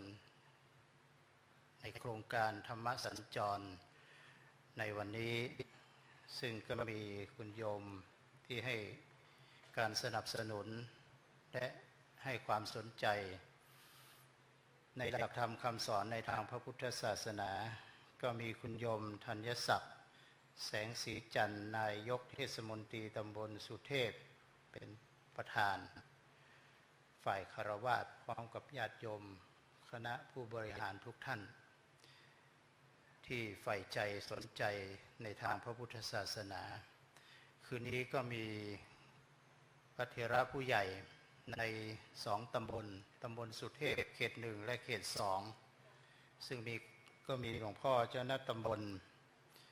หลวงพ่อพระครูโคสิทธิ์ปริยัตยาภรณ์หลวงพ่อท่านเจ้าคุณพระภาวนาวิรัตธรรมาภิรัตน์และก็ยังมีหลวงพ่อรองเจ้าคณะอำเภอรักษาการเจ้าคณะอำเภออยู่ในขณะนี้ก็คือหลวงพ่อพระครูปริยัตยานุศาสตร์ซึ่งเป็นเจ้าวาดวัดฝ่ายหินและมีพระเถระหลายๆรูป มาร่วมกันก็ได้อาราธนาอาตมามานานแล้วก็รับปากช่วงนี้อาตมาก็ไม่ได้จำพรรษาอยู่ที่วัดสวนดอกไปอยู่ในป่าอยู่บนเขาโน่นไปดอยอ่างขาง เสียงไม่ค่อยมีวันนี้มาพบหมอเนื่องจากว่าเป็นไซนัสแล้วก็มีอีกหลายอย่างพออายุ53 54เข้ามาแล้วก็เพื่อนมีมากมายมีโรคโน้นโรคนี้ประมาณ7 โรคต้องฉันยาวันละ1 กรัมเสียงไม่ค่อยมีถ้าอากาศหนาวนี่เสียงไม่มีถ้าเย็นถ้าร้อนก็อยู่ได้แต่ว่าก็ไม่ดีร้อนอยู่ข้างบนอากาศเย็นวันนี้มาพบหมอเพราะว่าเวลานอนกลางคืนต้องใช้ออกซิเจนช่วยหายใจนอน1 ชั่วโมงหยุดหายใจ45 ครั้งแต่อาตมาตั้งใจไว้ว่าจะอยู่140 ปี140 ปีตั้งใจไว้อย่างนั้นนะว่าจะอยู่140 ปีไม่เป็นไรภายใน5 ปีนี่ขอให้อยู่ได้ถึง5 ปีเพราะตั้งใจไว้ที่ขึ้นไปก็ไปเขียนหนังสือแต่งตำราสับยากตั้งแต่ประโยค4ประโยค5 6 7 8 9ได้3 ชุดละ3 เล่มเข้าโรงพิมพ์แจกไปเรียบร้อยเหลือหลวงพ่อรองเจ้าอำเภอเรียนประโยค6ยังไม่ได้ก็ตอนนี้กำลังทำหนังสือเรียนทำ9 ประโยคก็คิดว่าออกพรรษาต้องได้อีก2 เล่มเพราะว่าถ้าไม่ขึ้นไปก็อยู่ที่นี่งานมันไม่เดินกำลังนั่งพิมพ์ก็แก๊กเดี๋ยวก็โยมมาละจะต้องพบเจ้าอาวาสให้ได้รูปอื่นไม่พบเจ้าอาวาสอ้าวเข้ามาพอเข้ามาผมมาขายของ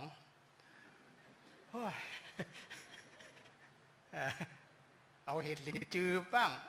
เอาโน่นอันนี้มาขายโยมอาตมาไม่เป็นอะไรก็มาจับมือโอ้ท่านไม่เป็นมะเร็งเอ้าก็อาตมาไม่เป็นน่ะท่านเป็นนั้นเป็นอันนี้จะให้ซื้อยาจะให้ซื้อของบอกไม่ซื้อบอกให้คุยกับเนนพาขึ้นมาก็เนนซื้อเองก็แล้วกันบางทีก็เสียเวลานะบางครึ่งชั่วโมงบางทีก็โยมก็มาคุยนู่นคุยนี่ก็งานก็ไม่ได้ละก็เลยหนีเลยไปอยู่บนเขาตื่นมาตี 4:30ก็นั่งพิมพ์ก็แก๊กก็ได้งานเยอะนะเพราะนั้นก็ต้องใช้เวลาหลบไปบ้างก็เลยเป็นภาระให้หลวงพ่อรองเจ้าคณะอำเภอวัดฝ่ายหิน ได้ดูแลตำแหน่งเจ้าคณะอำเภอเจ้าอาวาสอาตมาก็ลานะเนี่ยเจ้าอาวาสตอนนี้ไม่เป็นเจ้าอาวาสแล้วพอเข้าวัดนี่ต้องขอเข้าวัดนะเปิดประตูให้หน่อยได้ไหมถ้าเขาไม่เปิดก็คงจะไปมาวัดลำเปิงนี่แหละ เพราะว่าเขากุญแจอยู่ที่ผู้ช่วยเจ้าอาวาสอาตมาไม่มีกุญแจเข้าวัดก็ต้องบอกเขาก่อนมากลับมาวัดก็ต้องบอกเขาว่ากลับมาเพราะว่าเสียสละทุกอย่างแล้วเพื่อทำหนังสือให้ได้ถ้าได้หนังสือแล้วก็ภายใน5 ปีไปก็ไม่เป็นไรจากไปด้วยความชื่นบานว่าเราได้ทำสิ่งที่มีประโยชน์ให้กับส่วนรวมอยู่ที่โน่นก็อากาศชื้นฝนตกตลอดเลยทำให้นึกถึงนักเรียนก็มาเยอะวันนี้มีคุณลุงคนหนึ่งอยู่บนดอยอ่างขางอายุเกือบ80-70 กว่าหลวงตา89ยังแข็งแรงนะเพราะว่าอากาศดีมากอยู่ข้างบนตอนนี้ก็ประมาณ16-18 องศาธรรมดาเนี่ยนะถ้าหน้าหนาวก็-2 -1ก็สบายถ้าเป็นเด็กนะแต่ว่าเรานี่ไม่ได้ละแก่ตัวแล้วก็หนาวเข้ากระดูกลุงคนนี้ก็มีโยมมาจากกรุงเทพมาบอกว่าจะไปไหนก็ให้รีบไปรีบเที่ยววันนี้ฝนจะตกหนักบอกว่าอย่างนั้นโยมก็ท้องฟ้าปลอดโปร่งอย่างนี้มันจะตกได้ยังไงพอบ่ายฝนตกโอ้โหหนักหลับหูหลับตาโยมก็โอ้แปลกใจทำไมลุงคนนี้ทำไมเก่งเหลือเกินรู้ว่าฝนจะตกด้วยแล้วก็หนักเสร็จเรียบร้อยก็วันที่2โยมก็ยังอยู่ไปพักผ่อนวันนี้เป็นไงบ้างวันนี้ท้องฟ้าแม้จะมืดครึ้มแต่ฝนจะตกปล่อยๆพูดชัดบ้างไม่ชัดบ้างฝนจะตกปล่อยๆพอบ่ายฝนตกปล่อยๆจริงๆไม่ตกมากเขาก็แปลกใจว่าลุงนี่เก่งมีพยากรณ์อากาศยังไงทำไมรู้ดูมดดูแมงเหรอพอวันที่3ก็สงสัยก็ไปถามวันนี้จะเป็นยังไงบ้างลุงวันนี้เราไม่รู้เอ้า2 วันรู้วันนี้ทำไมไม่รู้ล่ะเพราะวิทยุเราเสีย วิทยุเสียเขาก็ฟังพยากรณ์อากาศพร้อมกับเรานั่นแหละแต่เพียงแต่ว่าเราไม่ค่อยสนใจที่บนดอยอ่างขางวันนี้ก็อาตมาภาพได้ขึ้นคาถาให้ญาติโยมเพื่อว่าญาติโยมจะได้นำไปประพฤติปฏิบัติแล้วก็นักเรียนก็สามารถนำไปประพฤติปฏิบัติได้คาถาว่าอัญญตระโพชฌาตัปปสาเป็นต้นซึ่งแปลเป็นใจความว่าพระพุทธถาคตพิจารณาเห็นไม่พิจารณาเห็นพิจารณาเห็นความสวัสดีมีชัยเนี่ยของสัตว์ทั้งหลายเพราะ1โพชฌาแปลว่ามีปัญญาตัปปสามีความเพียรเผาบาปอินทริยสังวราสำรวมอินทรีย์แล้วก็สัพพนิสักขาสละปล่อยวาง4 ข้อด้วยกันนะเดี๋ยวจะได้ขยายความสวัสดีความสวัสดีคืออะไรภาษาไทยเราใช้คำว่าสวัสดีนะจริงๆมาจากภาษาบาลีว่าสุกับอัตถิสุแปลว่าดีอัตถิแปลว่ามีแปลว่ามีดีโสถิงเนี่ยโสถิแปลว่าสวัสดีพอพญาอุปกิติสมัยนั้นก็มาบัญญัติศัพท์ให้คนไทยได้ใช้แล้วก็มาตอนป.พิบูลสงครามก็เลยประกาศให้คนไทยได้ใช้ทักทายกันจากภาษาบาลีก็มาเป็นภาษาไทยว่าสวัสดีความจริงคำว่าสวัสดีสุกับอัตถิเป็นสวัสดิ์สุเป็นโอเป็นอวะเป็นสวัสดีก็เป็นภาษาไทยก็สวัสดีเพื่อให้เข้ากับต่างประเทศเพราะต่างประเทศเวลาทักทายกันเขาก็ว่า Good morning สวัสดีตอนเช้าพอสายตอนบ่าย Good afternoon Good อะไรอีก Good afternoon Good day Good night กลางคืนใช่ไหมตอนเย็นๆก็ Goodอะไร Good evening ก็คนไทยก็มีใช้เหมือนกันนะตอนเช้า Good morning ภาษาไทยก็อรุณสวัสดิ์อรุณตอนเช้าสวัสดิ์ก็คือสวัสดีนั่นแหละอรุณสวัสดิ์พอมากลางวัน Good afternoon ก็ใช้คำว่าทิวาสวัสดิ์ ใช้คำว่าทิวาสวัสดิ์ทักทายกันนะทิวาสวัสดิ์พอตอนเย็นๆก็สายยันสวัสดิ์ Good afternoon สายยันสวัสดิ์ Good evening Good night ก่อนจะลาจากกันก็ Good night คนไทยก็ใช้คำว่าราตรีสวัสดิ์ราตรีแปลว่าราตรีแปลว่าราตรีก็คือกลางคืนแต่ว่าเราไม่ค่อยคุ้นคุ้นอยู่2 ศัพท์เท่านั้นเองตอนบ่ายก็ไม่ค่อยได้ใช้ตอนเช้าอรุณสวัสดิ์ก่อนนอนก็ราตรีสวัสดิ์ใช้อยู่2 ศัพท์แต่อีก2 ศัพท์นั้นก็ไม่ค่อยได้ใช้เรียนแบบฝรั่งจริงๆคำว่าสวัสดีเนี่ยจะให้สวัสดีมีชัยได้อย่างไรเทพบุตรชื่อว่าสุพรหมเทพบุตรเนี่ยอยู่ในสวรรค์รู้ว่าตัวเองจะต้องจุติ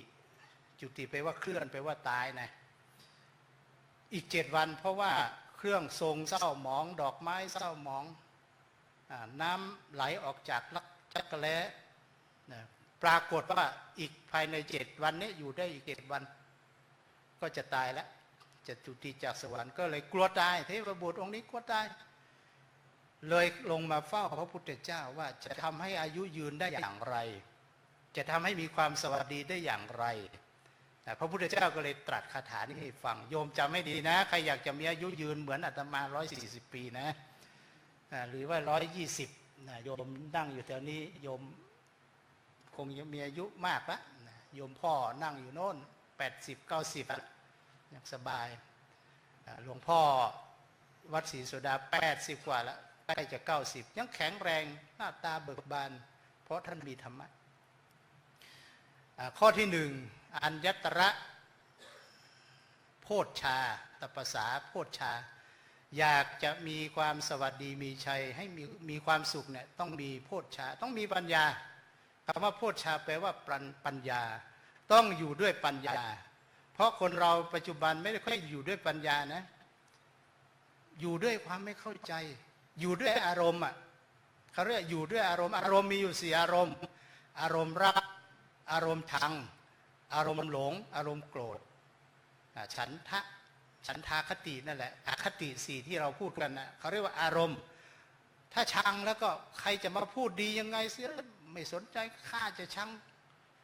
ไม่ชอบจะพูดดีขนาดไหนใครจะมาเยินยอสรรเสริญก็ไม่ชอบชังถ้ารักแล้วเขาจะทำผิดอย่างไรก็ตามเนี่ยรักอารมณ์รักอารมณ์ชังอารมณ์โกรธอารมณ์หลงอารมณ์กลัวนะกลัวแล้วก็หลงอารมณ์กลัว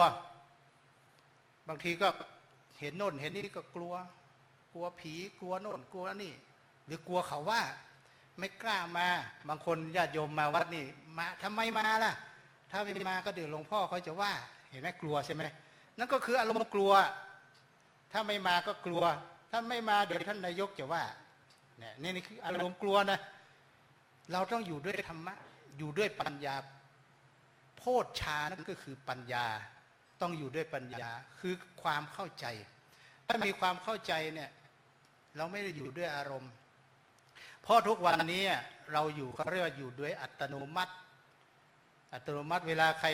นั่งเครื่องบินเคยนั่งเครื่องบินไหมนั่งเครื่องบินไปเนี่ยเดี๋ยวนี้นะเขาจะมีคนขับ2 คนแล้วก็จะมีเขาจะตั้งโปรแกรมเอาไว้มีกัปตันมีอยู่2 กัปตันที่เป็นคนกับกัปตันที่เขาตั้งโดยอัตโนมัติตั้งอัตโนมัติเขาเรียกว่าออโต้ไพลอตเวลาขึ้นเครื่องเขาก็กดมันจะไปเองเลยกัปตันก็นั่งคุยกันอาตมาเคยไปคุยเพราะว่าก่อนรู้จักโยมเนี่ยโยมกัปตันเดี๋ยวนี้เขาคงไม่ให้เข้าแล้วล่ะไปนั่งกับกัปตันอยู่ข้างหน้าคุยกันเดี๋ยวนี้ต้องกดแล้วก็ตั้งโปรแกรมไว้เลยก็เลยถามว่าเอาในเมื่อมันมีโปรแกรมอยู่แล้วก็ตั้งจากกรุงเทพมาเชียงใหม่ตั้งจากเชียงใหม่ไปลงกรุงเทพแล้วไปจ้างทำไมกัปตันแพงเป็นแสนไม่ต้องจ้างเนี่ยไม่ได้ท่านมันไม่ได้ตั้งก็จริงแต่ว่าเกิดมันไปข้างหน้าเนี่ยมีลมมีพายุล่ะเวลาไปเจอก้อนเมฆท่านเห็นหรือเปล่านะ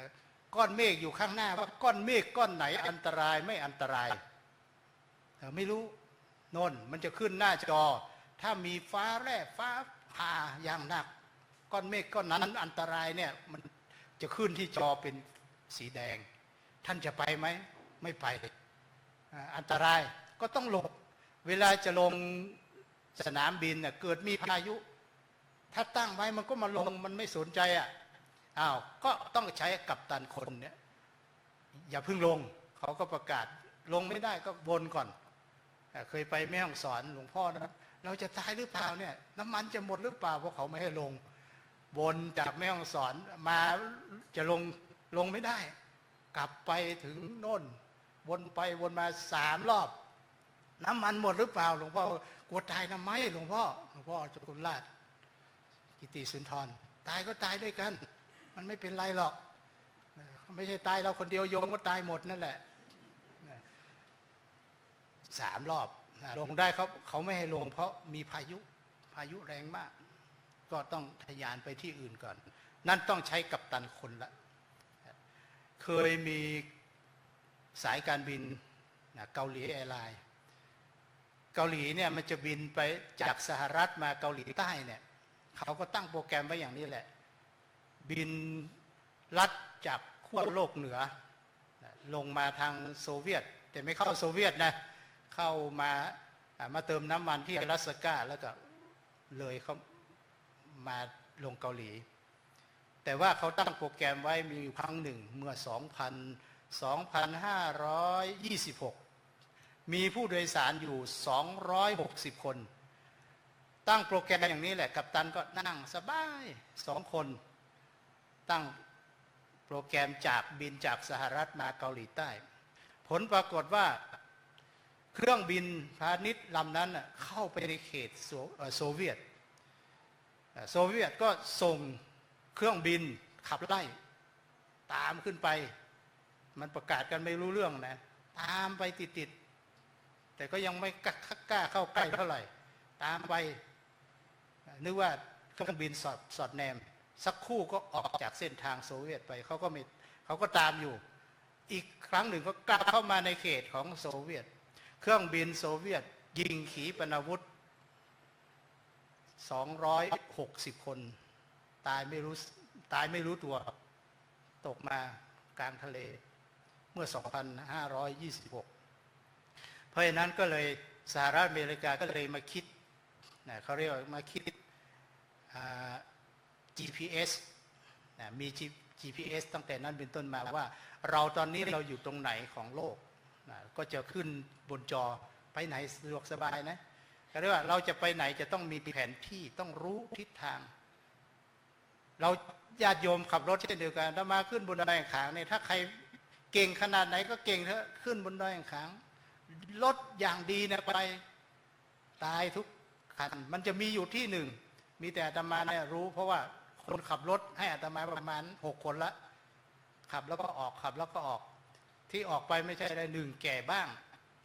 แก่ขับรถเก่งเกินไปขับล้อหลังแซงล้อหน้าก็มีเอารถตู้แซงล้อหน้าขับไปโน่นไปแม่ฮ่องสอนยางระเบิดพร้อมกัน2 เส้นอย่างนี้ก็มีแล้วก็เวียนหัวไม่ใช่คนนั่งเวียนนะคนขับเวียนอ้วกตลอดทางคนขับรถขับไว้ก็เขาก็ออกไปเองเพราะว่าอายุมากแล้วประสาทไม่สั่งแล้วพอมาคนขับรถนี่เขาเก่งนะเขาอาตมาบอกว่าอย่าไปใช้เกียร์3ขึ้นตรงนี้ให้ใช้เกียร์2หรือเกียร์1ก็ได้โอ้ยเกียร์3ก็ได้มันทางไม่ชันเชื่อเนี่ยนั่งรถมานานแล้วขึ้นดอยแห่งขางเป็นเกือบ20 ปีแล้วเห็นรถคันหน้า 3,000 แรงม้าแต่ก็ตายอยู่กลางนั้นขึ้นไม่ได้เพราะไปใช้เกียร์3มันหลอกตาถนนขึ้นไปเนี่ยพอขึ้นไปมันดูมันไม่ชันหรอกแต่ว่าไปพอเปลี่ยนเกียร์2แล้วมันไปไม่ได้ก็ต้องจอดมีรถตู้คันหนึ่งคนขับรถลงมาร้องไห้จะถอยก็ไม่ได้ถอยแล้วมันโอ้โหไปถอยได้ยังไงมันชันจะขึ้นก็ไม่ได้แล้วทำยังไงร้องไห้ผมจะทำยังไงเนี่ย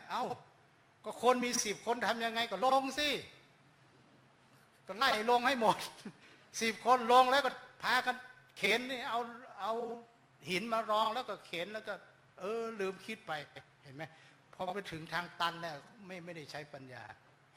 เราต้องรู้ทิศทางต้องรู้เส้นทางเวลาขับรถน่ะตรงไหนมันโค้งตรงไหนมันจะแหกโค้งไหนเข้าโค้งไหนไม่เข้าถ้าเรารู้เนี่ยเราเข้าใจมันก็ปลอดภัยไม่มีอันตรายเช่นเดียวกันชีวิตของคนเราเนี่ยจะอยู่รอดปลอดภัยต้องอยู่ด้วยปัญญาเข้าใจว่าที่ไหนมันมีอันตรายที่ไหนไม่มีอันตรายต้องมีปัญญาเนี่ยเป็นสิ่งสำคัญมีเศรษฐีคนหนึ่งเศรษฐีคนนี้รวยมากแต่ว่าเครียดปวดหัวรักษาไม่หายไปหาหมอไปหาแพทย์ก็ให้ยามากิน 2-3 วันก็เจ็บไม่ไหวก็เลยไปหาหลวงพ่อถ้าไม่หลวงปู่วัดธาตุสีจำทองก็น่าจะเป็นวัดลำเปิงนี่แหละไปหาหลวงพ่อว่าผมปวดหัวพอดีคนไปสอบอารมณ์กรรมฐานเยอะเศรษฐีก็นั่งรออยู่นานเครียดเมื่อไหร่จะเสร็จลูกน้องก็ใจเย็นๆเรามาหาหลวงพ่อมาเอาของดีใครมาปฏิบัติธรรมแล้วมารับธรรมะไปแล้วจะหายปวดหัวขนาดโยมแสงจันทร์ก็ยังมาปฏิบัติที่นี่นะเมื่อก่อนโยมแสงจันทร์ปวดหัวตอนนี้ไม่ปวดแล้วยิ้มสบายโยมแสงจันทร์ทำงานมาเหนื่อยแล้วต้องรักษาตัวเองกตัญญูต่อร่างกายก็เศรษฐีก็ไปนั่งรอพอได้ทีแล้วก็เข้าไปหาหลวงพ่อทำไมโยมผมปวดหัวรักษาไม่หายกินยาไม่เกณฑ์ก็ไม่หายทำยังไงดีหลวงพ่อเขาบอกไม่ยากอย่างโยมเนี่ยให้โยมมองอะไรทุกอย่างให้มันเป็นสีเขียวสิอย่าไปมองให้เป็นสีแดงสีดำมองให้เป็นสีเขียวหลวงพ่อว่าแค่นี้กลับไปเถอะโยมไปมองอะไรให้มันเป็นสีเขียวกลับไปบ้านสั่งหมดเลยนะให้ทุกคนไปซื้อเสื้อสีเขียวมาใส่ช้อนจานใช้สีเขียวหมดนะคนในบ้านสีเขียวหมดใส่สีเขียวเริ่มดีขึ้นในบ้านก็ทาสีใหม่สีเขียวหลังคาก็เปลี่ยนกระเบื้องสีเขียวแต่ว่าอยู่ในบ้านพอเห็นมองสีเขียวแล้วถ้ามองสีเขียวจริงๆในเวลาเรามองต้นไม้ต้นอะไรเนี่ยอาจจะมาอยู่น้องต้นไม้ทุกวันพอเราเห็นอะไรสีเขียวเนี่ยตาเรามันเย็นมันไม่ร้อนมันก็สบายไม่เครียดเศรษฐีนี่ก็เริ่มหายเจ็บหัวแต่พอออกไปนอกบ้านไปเห็นสีแดงบ้างสีอย่างอื่นบ้างไม่ได้ความแล้วก็บ้านใกล้เรือนเคียงก็บอกว่าถ้าจะเปลี่ยนหลังคาบอกนะจะออกตังค์ให้มีตังค์สักอย่างรวยบ้านโน้นจะเปลี่ยนหลังคาก็ซื้อสีถ้าไม่เปลี่ยนไม่ได้ก็ซื้อสีเขียวให้เขาก็ทาสีเขียวรถก็ซื้อสีเขียวทุกอย่างสีเขียวก็ให้ทานให้คนอื่นมีความสุขหลวงพ่อก็นึกถึงเศรษฐีก็ไปเยี่ยมหน่อยหลวงพ่อลำเปิงเนี่ยนะ ก็ไปพอไปถึงบ้านเข้าบ้านยังไม่ได้คนใช้ไม่ได้หลวงพ่อเข้าไปไม่ได้ทำไมอาตมาจะไม่เยี่ยมเศรษฐีเนี่ยเพราะว่าให้กรรมฐานมาแล้วหลวงพ่อเข้าได้ยังไงใส่สีเหลืองอย่างเงี้ยหลวงพ่อต้องไปเปลี่ยนจีวรใหม่ทำไมต้องใส่สีเขียวให้หลวงพ่อไปใส่สีเขียวสีขี้ม้าก็ไม่ได้ไปใส่สีเขียวก่อนคุยไปคุยมาเอาเศรษฐีเห็นหลวงพ่อมาหาเรานี่เข้ามาก็นิมนต์ท่านเข้ามาพอเข้ามาปั๊บเป็นยังไงบ้างโยมตั้งแต่หลวงพ่อแนะนำว่าให้มองทุกอย่างเป็นสีเขียวผมก็มีความสุขไม่เจ็บหัวแล้วหลวงพ่อก็บอกว่าการที่โยมทำอย่างนั้นก็ดีอยู่หรอกแต่ว่ามันสิ้นเปลืองมากบางทีอาจจะไม่หายก็ได้แต่การที่โยมไปช่วยคนโน้นคนนี้ให้เขาใส่สีเขียวก็ดีแต่มันไม่ยากหรอกมีวิธีที่ง่ายกว่านั้นหลวงพ่อมีวิธีง่ายทำไมไม่บอกผมตั้งแต่แรกทำยังไงหลวงพ่อให้ก็แล้วกันล้วงไปในย่ามเอาโยมไปใส่แว่นตาสีเขียวซะ เอาแว่นตาสีเขียวให้ใส่มันก็เป็นสีเขียวหมดไม่จำเป็นต้องไปทาจริงๆแล้วเนี่ยหลวงพ่อท่านสอนธรรมะสอนคำว่ามองสีเขียวนั้นหมายความว่าอย่าไปปรับที่คนอื่นให้เรามองคนอื่นมองสีเขียวมองในเรื่องดีต้องมองด้วยปัญญานั่นแหละที่เรามาประพฤติปฏิบัติธรรมที่นี่เพื่อให้รู้เพื่อให้เข้าใจเพื่อให้เกิดปัญญาวิปัสสนาแปลว่ารู้แจ้งต้องรู้แจ้งต้องเห็นชัดในเรื่องนั้น ในสิ่งนั้นที่เราไม่เข้าใจสิ่งนั้นเรื่องนั้นเราก็เป็นทุกข์อ่ะถ้าเราไปเห็นแล้วถ้าเราเข้าใจแล้ววิปัสสนาเนี่ยรู้แจ้งเห็นจริงในเรื่องนั้นเรื่องสังขารในเรื่องต่างๆเราก็มีความสุขหลวงพ่อก็บอกว่าโยมต้องเปลี่ยนพฤติกรรมโยมอย่าไปมองคนอื่นอย่าไปแก้ไขที่อื่นการที่โยมทำเนี่ยโยมไปแก้ไขคนอื่นนี่ไปแก้ไขให้เขาทาสีเขียวให้ใส่ชุดสีเขียวให้ทำสีเขียวหมดแต่ไม่จำเป็นปรับที่ตัวเราเห็นไหมโยมบางคนไม่มีความสุขเพราะมัวแต่ไปมองคนอื่นคนนั้นไม่ดีคนนี้ไม่ดีคนนั้นเป็นอย่างนั้นคนนี้วุ่นวายไปหมดเป็นทุกข์ต้องปรับที่จิตของเราปรับที่ตัวเรามองแบบวิปัสสนาถ้ามองแบบวิปัสสนาแล้วมีความสุขอย่าไปสนใจในเรื่องอื่นเด็กวัดหมาสุนัขมันร้องมันหอนอ่ะมันก็ไล่เอาหินขว้างไล่หินขว้างหลวงพ่อก็บอกว่าขว้างมันทำไมมันดังหนวกหูเอาหินไล่ขว้างสุนัขหลวงพ่อก็บอกว่านี่อย่าไปขว้างมันสิปากกับหูของมันติดกันมันไม่เห็นเดือดร้อนเลยแต่หูเราไกลกว่าหูของมันอีกก็อย่าไปสนใจมันนี่มันเห่าเขาปล่อยมันเห่าเราไปสนใจมันนี่ในเมื่อเราไปสนใจไปให้ความใส่ใจอ่ะก็เป็นทุกข์เห็นไหมเป็นทุกข์เวลาเรานั่งรถไฟเคยนั่งไหมนั่งรถไฟนี่ถ้าเราใส่ใจนะนอนไม่หลับเป็นทุกข์จึกจักจึกจักจึกจักร้องโอ้ไม่หลับไม่ได้แต่ถ้าเราไม่ใส่ใจเห็นไหมคนบางคนหลับสบายไม่ได้สนใจว่ารางมันจะผ่านสะพานแต่ผ่านอะไรมีความสุขปรับที่จิตเพราะฉะนั้นเราจะต้องปรับที่จิตให้มีปัญญาโพชฌามีปัญญา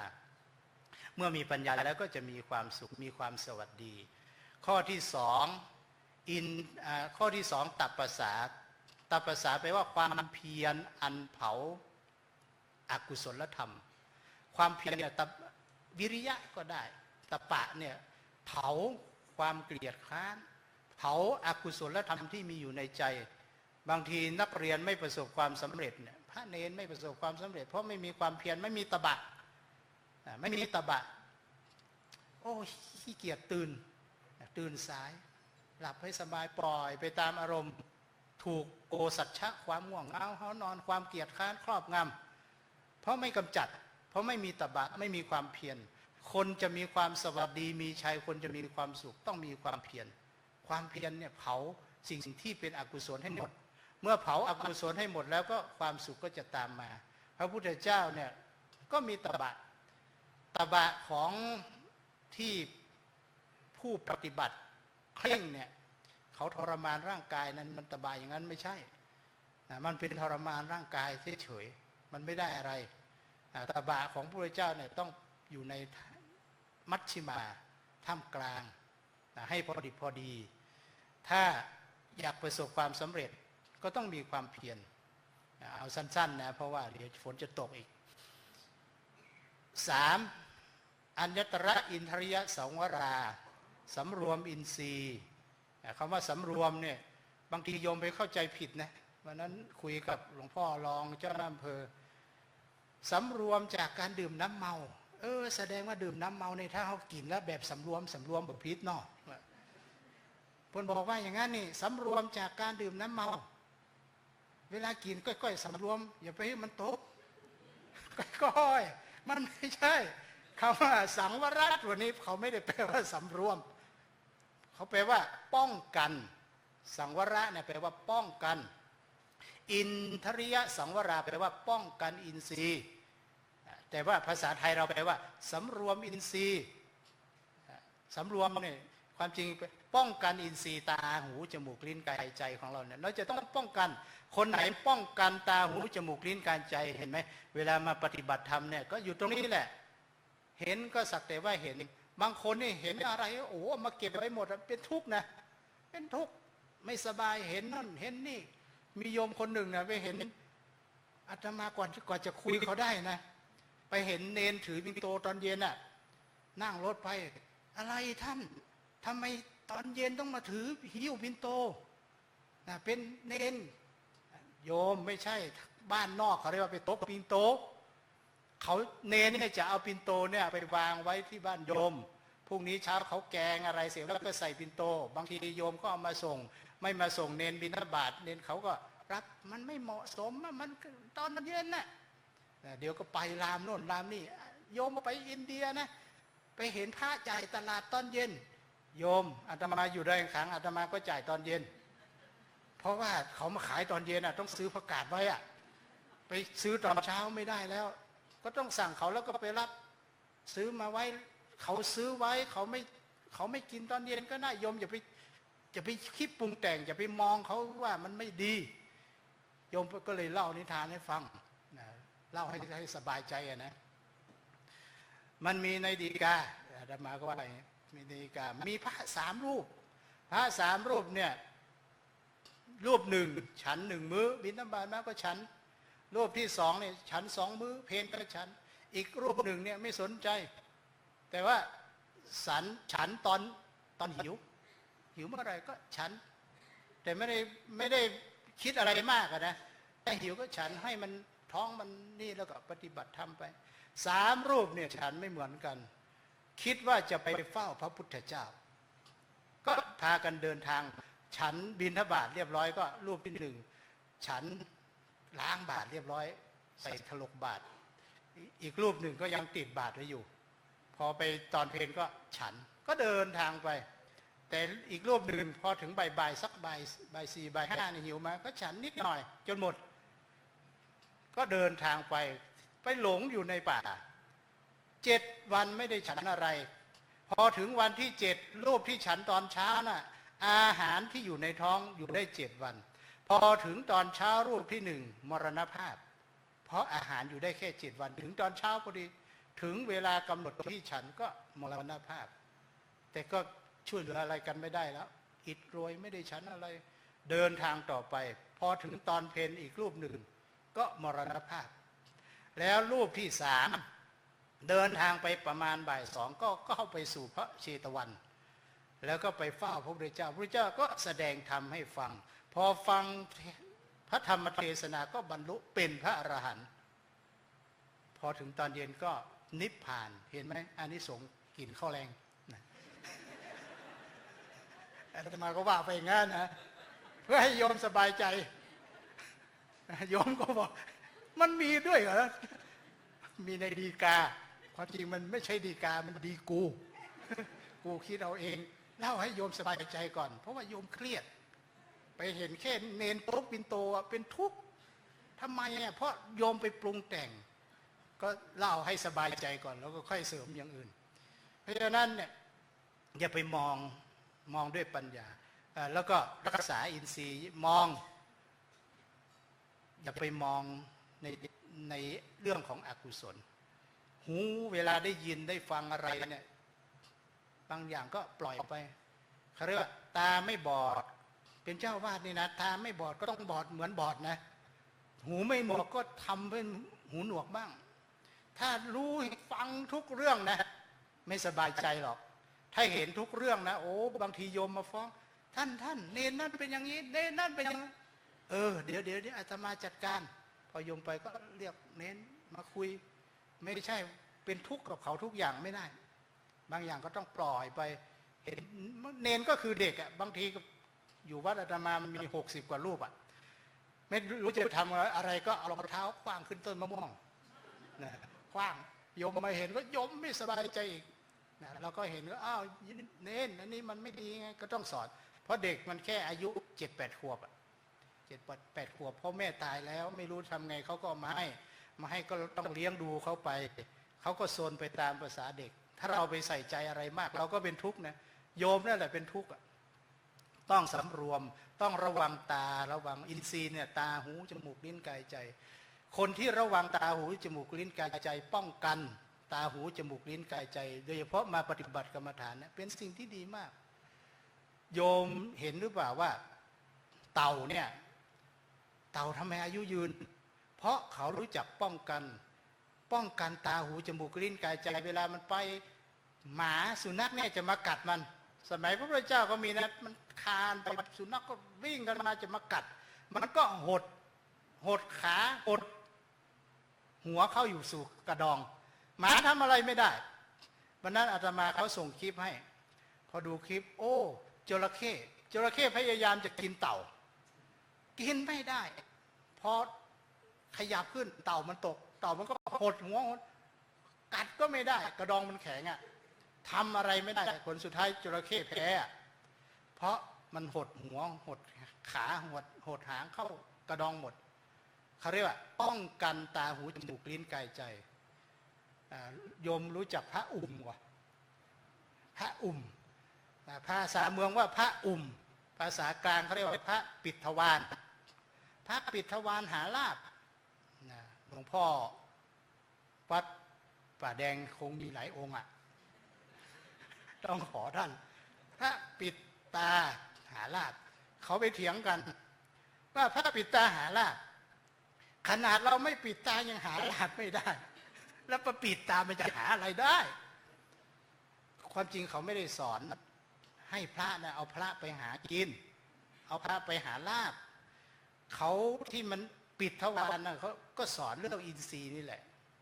ปิดเวลาเราจะต้องพบปะอารมณ์มากมายตาหูจมูกลิ้นกายใจเนี่ยเราจะต้องพบเราจะต้องได้ยินจะต้องได้สัมผัสถ้าไม่ระวังถ้าไม่ป้องกันที่เขาสร้างพระมาเนี่ยเพราะให้ปิดหูปิดตาบ้างอย่าไปใส่ใจทุกเรื่องอย่าไปสนใจทุกเรื่องถ้าอย่างนั้นเราจะเป็นทุกข์อินทริยสังวราต้องป้องกันรู้จักป้องกันตาหูจมูกลิ้นกายใจข้อที่3ข้อที่4อัญญตระสัพพนิสักขาถ้ามีปัญญาแล้วใช้ปัญญามองด้วยปัญญาแล้วมีความเพียรแล้วก็ป้องกันอินทรีย์ตาหูจมูกลิ้นกายใจแล้วมันก็เกิดขึ้นจนได้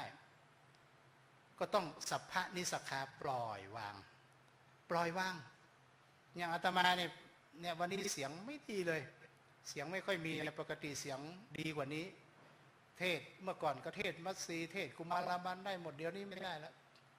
ถ้าเราเป็นทุกข์กับมันนะก็ทุกข์นะทำไมเสียงมันเป็นอย่างนี้พยายามอัดยาเข้าไปฉันยาในเยอะจงมันหลงลืมฉันยามากเกินไปยาโน่นยานี่ยาโอ้โหมากมายทำให้เสียงดีขึ้นมันไม่ดีมันได้แค่นี้ถ้าไปเครียดกับมันนะเป็นทุกข์ทีแรกก็ทุกข์เหมือนกันนะเครียดทำไมต้องเป็นเสียงอย่างนี้มันหายไปไหนไปหาหมอเสียงหายหมอก็ให้ยามาพ่นให้ฉันยาใส่นัดทุกอย่างฉันแล้วดีเป็นระยะหนึ่งเดี๋ยวก็กลับมาอีกแล้วถ้าไปเจออากาศเย็นมันเป็นทุกข์กับมันก็ปล่อยไม่เป็นไรคุยแล้วโยมฟังรู้เรื่องก็พอละปกติเสียงดีกว่านี้นะวันนี้ไม่ดีเลยเพราะเจออากาศหนาวฝนตก 2-3 วันที่บนดอยลงมาก็วันนี้ก็นึกว่ามันไม่ตกแล้วแต่ก็ตกจนได้มาในเมืองก็ฝนก็ยังตกอยู่ก็ต้องปล่อยวางโยมเหมือนกันนะเวลาเราลูกหลานสอนมันแล้วสั่งมันแล้วในที่สุดมันก็ไม่เชื่อไม่ฟังไม่เอาตามต้องปล่อยนะอย่าไปใส่ใจทุกเรื่องโดยเฉพาะหลวงพ่อเจ้าวาดนั่งอยู่ตรงนี้หลายรูปนะถ้าไปใส่ใจเนรรูปนั้นต้องเป็นอย่างนี้รูปนี้ต้องเป็นอย่างนั้นถ้ามันไม่เป็นอย่างที่เราคิดก็ต้องปล่อยบ้างร่างกายของเราไม่เป็นอย่างที่เราคิดมือและเท้าไม่เป็นไปในอำนาจเราบังคับบัญชาไม่ได้มือเท้าของเราเนี่ยพออายุ50-60ไปแล้วฉันเคยสำรวมเดี๋ยวนี้อยู่ๆมันก็ตกไปฉันนั้นมันก็ตกไปอาหารตกเพราะจีวรนี่เปื้อนหมดบางทีนะฉันทั้งที่เราวางอยู่นะทำไมเราเป็นอย่างนี้ก็เพราะแก่แล้วอายุมากแล้วก็ต้องเป็นอย่างนี้ถ้าเราไปใส่ใจว่ามันจะต้องเป็นตามที่เราหวังจะต้องเป็นอย่างที่เราคิดมันไม่เป็นก็ต้องปล่อยวางญาติโยมเช่นเดียวกันเวลานั่งเมื่อก่อนโยมนั่งได้1 ชั่วโมงกรรมฐานเดี๋ยวนี้แข้งขาจะหักละได้35 นาทีก็โยมก็อย่าไปเอาจนถึง1 ชั่วโมงเพราะว่าร่างกายเราอายุมากแล้วขนาดอาตมาเนี่ย50 กว่านี่นั่งนานกระดูกข้างหลังนี่ก็เป็นเยอะนะตอนนี้เป็นกระดูกทับเส้นนะกระดูกมันทับเส้นเพราะว่ามันมีปัญหาเพราะว่านั่งมานานมันก็ไปทับเส้นก็มีปัญหาอีก ไปหาหมอต้องรักษาต้องเมื่อก่อนนี่เดี๋ยวไม่ได้ต้องเอานั้นพันคอไว้มันนึกถึงว่าอาจจะเป็นกรรมของเราบางทีก็เป็นตะคริวมาเฉยๆอย่างนั้นเพราะเคยทำกรรมเอาไว้นะฆ่าหนูฆ่าไก่ฆ่าเป็ดฆ่าทุกอย่างเมื่อเป็นเด็กก่อนบวชนะเด็กเน้นๆนี่เดี๋ยวนี้สบายไม่ต้องทำบาปทำกรรมอย่างอาตมาในตอนเป็นเด็กนี่เป็นชาวบ้านอยู่แถวบ้านฆ่าสัตว์ทุกชนิดขนาดงูก็ไปขุดเอาเขาอย่างเงี้ยมันไม่เป็นไรตอนนี้ก็ต้องสวดมนต์ทุกคืนตั้งแต่เข้าพรรษานี่สวดธรรมจักรทุกคืนสวดธรรมจักรแล้วก็แผ่เมตตาให้เจ้ากรรมนายเวรสัตว์ทั้งหลายที่เราทำร้ายที่ได้เข็นฆ่ารามีก็ให้เขามาเอาไปมีอะไรก็เอามาคืนให้หมดถ้าจะเอาชีวิตขอเวลา5 ปีขอเวลา5 ปีจะพยายามทำหนังสือให้ได้ภายใน5 ปีนี้ไปก็ไม่เป็นไรละนะหลวงพ่อเจ้าหน้าอำเภออย่าเพิ่งไปลองอำเภอนะฟังไปในเถอะ จะได้ทำหนังสือไว้ให้ลูกหลานในอนาคตก็ต้องปล่อยวางนะโยมเนี่ยบางอย่าง4 ข้อเนี่ยถ้าเรามี4 ข้อนี้เราก็จะมีความสุขมีความสวัสดีเหมือนเทพบุตรสุพมเทพบุตรนี่ฟังธรรมแล้วก็กลับไปอายุยืนนะอยู่ต่อได้อีกไม่ต้องจุติไม่ต้องตายภายใน7 วันมีอายุยืนไปอีกเป็นกลับของเทวดานู่นน่ะเพราะฉะนั้นคนเราญาติโยมอยากจะมีอายุยืนต้องมีธรรมะ4 ข้อจำได้ไหมนักเรียนจำได้หรือเปล่าหรือว่ามัวแต่กดดูโทรศัพท์โทรศัพท์เพราะว่าเราเดี๋ยวนี้ไม่ว่านักเรียนไม่ว่าพระเนรก้มดูมีความนึกว่านั่งกรรมฐานไปดูอ้าวทำอะไร มีโยมคนหนึ่งถามพระหลวงพ่อทำไมสามีของดิฉันมีแสงสว่างออกเวลานอนเป็นเทวดาหรือเปล่าหลวงพ่อบอกว่าไม่ใช่โยมสามีของโยมเล่นไลน์มีแสง เพราะฉะนั้นเด็กๆเดี๋ยวนี้พระเนรเล่นมากติดมากไม่เรียนหนังสือก็มีนะมีเนรอยู่รูปหนึ่งอยู่วัดถ้าตอนแล้วมาอยู่กับอาตมานี่แหละมัวแต่เล่นบอกให้เรียนหนังสือไปเรียนมจรก็ไม่จบเล่นไปเล่นมาตอนนี้ตาบอดทั้ง2 ข้างแล้วอีกข้างหนึ่งข้างซ้ายนี่บอดสนิทข้างขวาเห็นยังพอเลือนลางๆแต่ว่าไม่รู้ว่าใครเป็นใครแต่รู้ว่าเป็นสีเหลืองนี่เป็นพระจะไม่รู้ว่าเป็นพระหรือเป็นเนรเล่นจนตาบอดเพราะฉะนั้นก็ยังมีอีกหลายรูปนะนักศึกษานักเรียนก็เช่นเดียวกันเพราะฉะนั้นต้องระวังตาระวังหูต้องสำรวมคำว่าสำรวมก็ต้องป้องกันอย่าไปติดเขาผลิตมาให้เราเนี่ยญี่ปุ่นอเมริกาเนี่ยลองไปดูสิเวลาไปอเมริกาเนี่ยหลวงพ่อไม่มีนะสนามบินเขาไม่เล่นนะเขาก็นั่งอ่านหนังสือญี่ปุ่นเนี่ยอ่านหนังสือคนอเมริกานั่งสนามบินของเขาไม่ใช่เหมือนสนามบินของไทยนี่ก้มอยู่นั่นแหละเล่นติดจริงๆแล้วเนี่ยเขาเอาไปจากของเราทั้งนั้นแหละเขามาดูในอะไรที่ผลิตขึ้นมาเนี่ยก็มาดูเมืองไทยเห็นคนไทยทำไมคนไทยไปรูปต้นไม้รูปไปรูปมามีตัวเลข มีตัวเลขออกมา58 74เอาไปแทงหวย คนไทยนี่ไปรูปต้นไม้ที่วัดอาตมาตัดทิ้งแล้วต้นบักกับตองต้นมะพร้าวมันมีอยู่ต้นหนึ่งโยมก็เอาแป้งไปใส่แล้วก็รูปออกมาแล้ว81เอาไปแทงงวดนั้น81จริงๆนะพอถูกแล้วก็มาความจริงมันถูกครั้งเดียวนั่นแหละสมมติว่า50 ครั้งเนี่ยอาจจะถูก1 ครั้งแต่ไม่ถูกเนี่ยโยมไม่บอกหรอกแต่บอกเฉพาะที่ถูกมันก็เสียหายแต่ที่มันตัดทิ้งเพราะว่ามันก็ใกล้ตายแล้วก็เปลี่ยนต้นไม้อื่นมาใส่ต้นมะกับตองต้นมะพร้าวโยมก็รูปไปรูปมาคนฝรั่งมันมาเห็นมันก็ไปคิด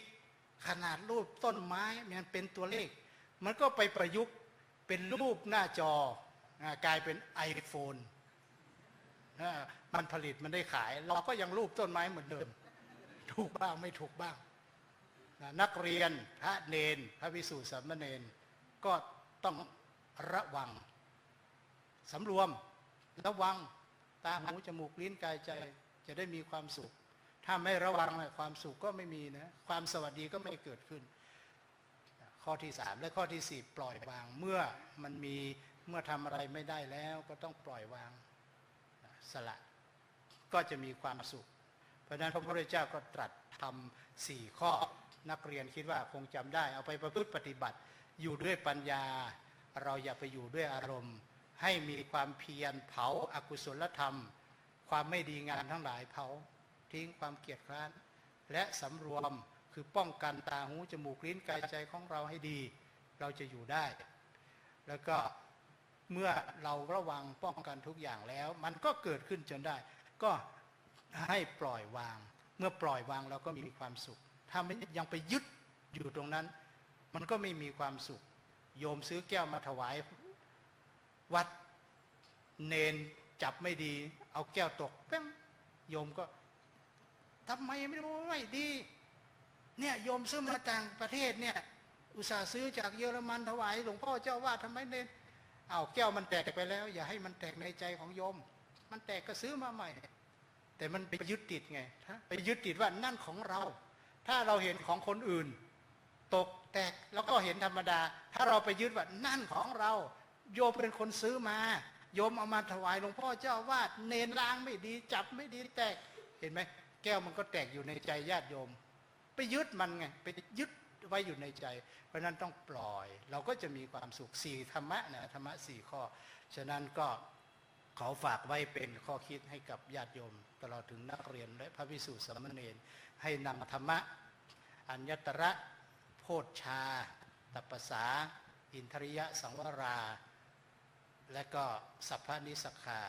เราก็จะมีความสดทิคือความสวัสดีมีชัยจะเกิดขึ้นในชีวิตของเราและในสังคมบุญกุศลที่ญาติโยมได้ตั้งใจบำเพ็ญในค่ำคืนนี้ซึ่งก็มีคณะสงฆ์2 ตำบลเทศบาลก็ได้ให้ความสนใจในการดูแลอุปถัมภ์อุปถากกิจกรรมของคณะสงฆ์ญาติโยมก็มาตั้งใจฟังเทศน์ฟังธรรมและตั้งใจปฏิบัติธรรมกันอย่างมีความสุขบุญกุศลที่เกิดขึ้นในคราวครั้งนี้ก็ขอให้ปกปักรักษาคุ้มครองให้ญาติโยมพร้อมกับครอบครัวจงอยู่เย็นเป็นสุขปราศจากโรคภัยไข้เจ็บนึกคิดสิ่งใดอันเป็นบุญเป็นกุศลก็ขอให้สมดังความมุ่งมั่นปรารถนาจงทุกประการทุกท่านทุกคนรับประทานแสดงพระธรรมเทศนามาก็เห็นว่าพอสมควรแก่เวลาจึงขอสมมุติยุติพระธรรมเทศนาลงคงไว้แต่เพียงเท่านี้เอวังก็มีด้วยประการฉะนี้อัมธรรมยังสาธุกลังกะโลมาเซสาธุสาธุสาธุ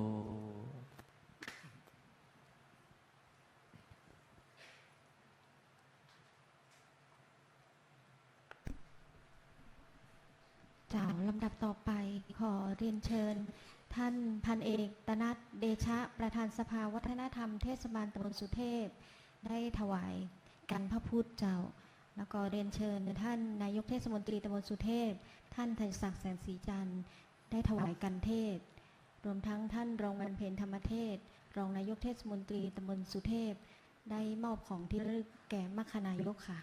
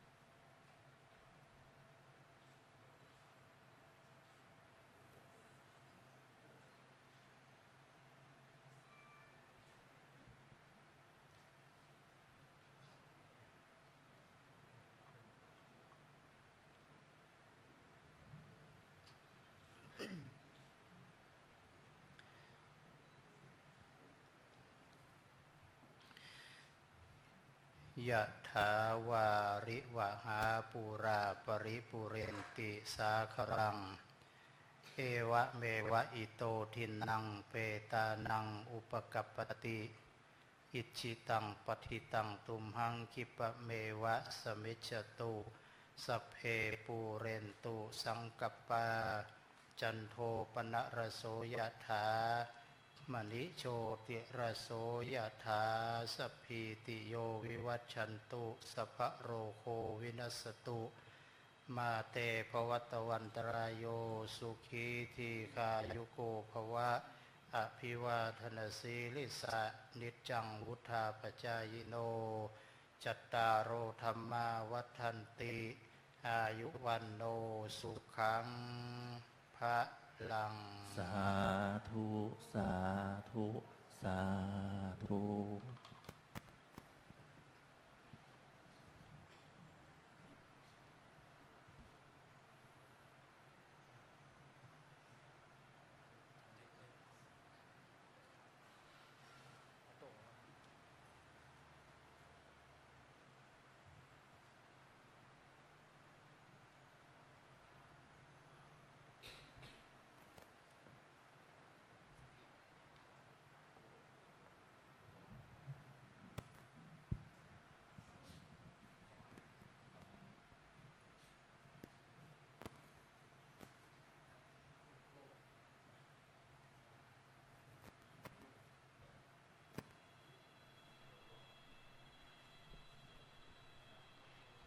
เจ้าและลำดับต่อไปก็จะเป็นพิธีมอบโล่และประกาศเกียรติบัตรแก่ผอ.โรงเรียนทั้ง2โรงเรียนนะเจ้าที่วันนี้ได้การอนุเคราะห์นำนักเรียนมาร่วมกิจกรรมโดยการสวดบทสรพัญญะที่จบลงไปแล้วนะเจ้าลำดับแรกนะเจ้าขอเรียนเชิญท่านผอ.เรืองฤทธิ์จันดีผู้อำนวยการโรงเรียนบ้านโป่งน้อยรับมอบโล่เจ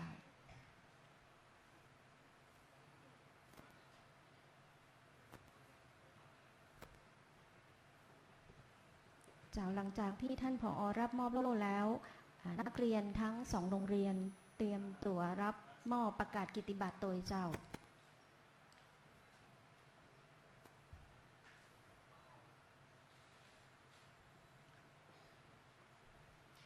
ลำดับต่อไปขอเรียนเชิญท่านผอ.มนทิราตรีวงศ์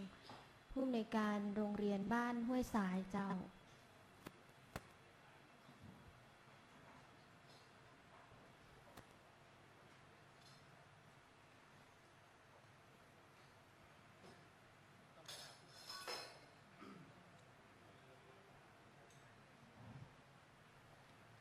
ผู้อำนวยการโรงเรียนบ้านห้วยทรายหรือผู้แทนก็ได้เจ้า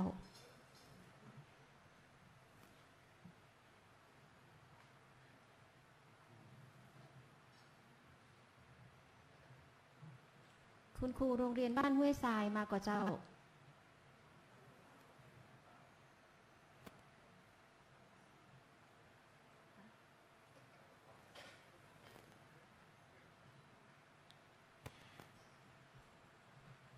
ขอท่านผอ.เรืองฤทธิ์จันดีรับมอบแทนเจ้า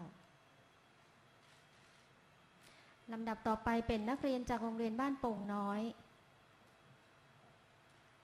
ลำดับแรกเด็กหญิงยอดเพชรคำมี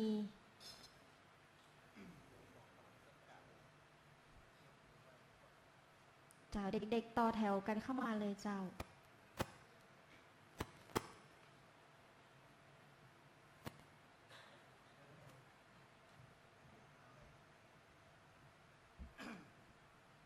เด็กหญิงยอดเพชรคำมีนักเรียนชั้นประถมปีที่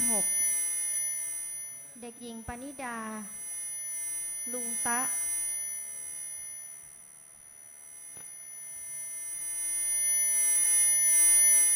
เด็กหญิงพิมรัตน์คำหานพลเด็กหญิงรัตดามียะเด็กหญิงพลอยสุขฤทธิ์ดำรงเด็กหญิงเบญจมาศคำฝาง เด็กหญิงอัจรียี่ปาเด็กหญิงนวลทินีคำหยอดเด็กหญิงนัทธนิกาผาแก้วและเด็กหญิงยอแสงสุขปัน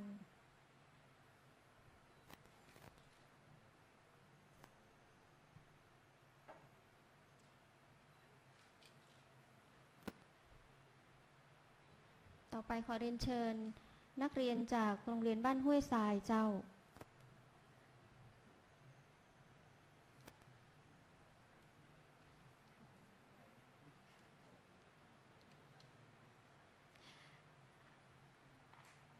โรงเรียนบ้านห้วยทรายกลับไปหมดแล้ว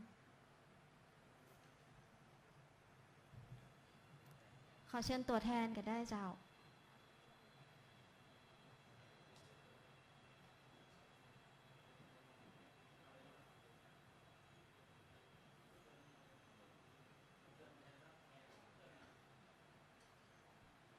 ขอเด็กๆโป่งน้อย10 คนเมื่อกี้นะเจ้ารับแทนเพื่อนๆจากห้วยทราย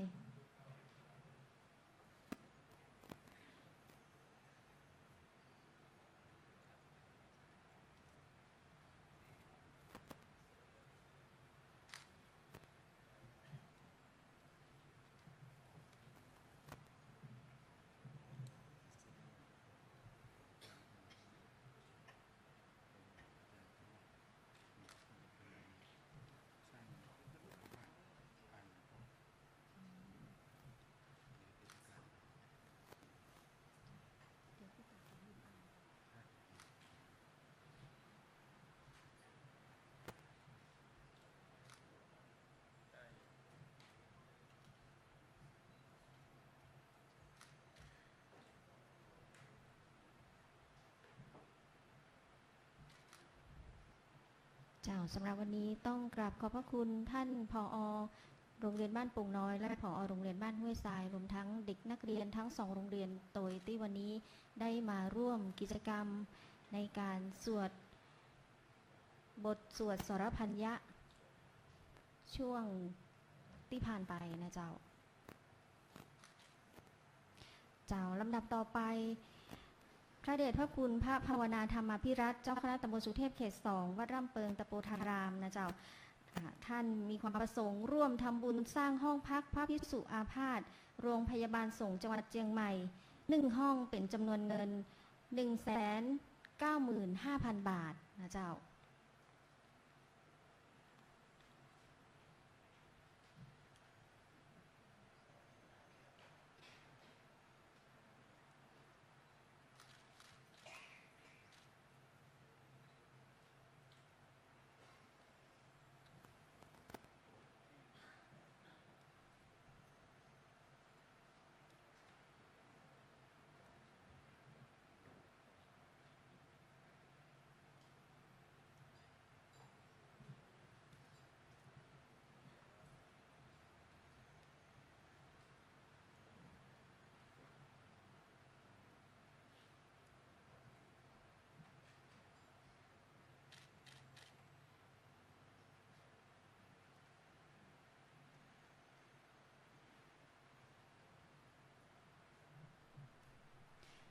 ลำดับต่อไปกราบนมัสการพระคุณเจ้าพระครูโคสิตปริยัตยาภรณ์เจ้าคณะตำบลสุเทพเขต 1เจ้าวาดวัดป่าแดงมหาวิหารได้กล่าวสัมโมทนียกถาเจ้า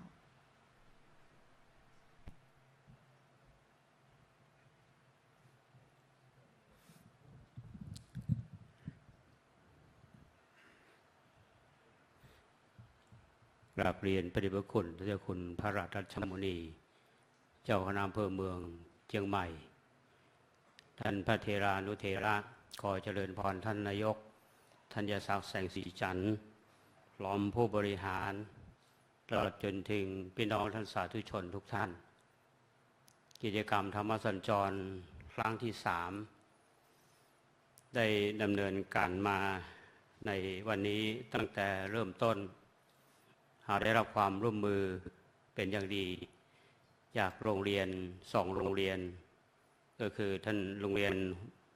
บ้านโป่งน้อย และโรงเรียนห้วยทรายได้ให้ความร่วมมือกับคณะสงฆ์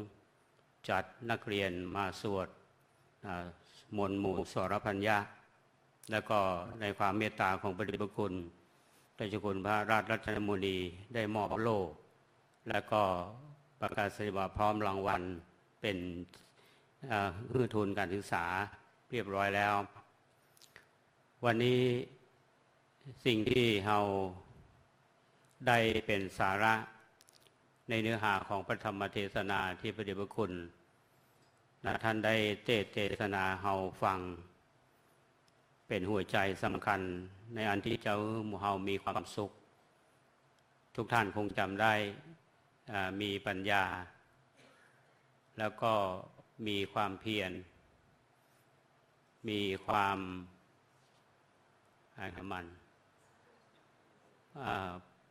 มีความปล่อยวางอันสุดท้ายนะที่3จำไม่ได้ ต้องขอโทษตัวเองนะครับก็เป็นสาระสำคัญงานนี้เราต้อง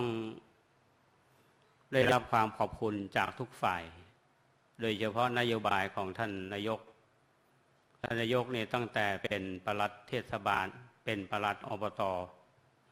แล้วขึ้นมาเป็นเทศบาลแล้วท่านได้เข้ามาบริหารงานของเทศบาลคณะสงฆ์ตำบลสุเทพเรา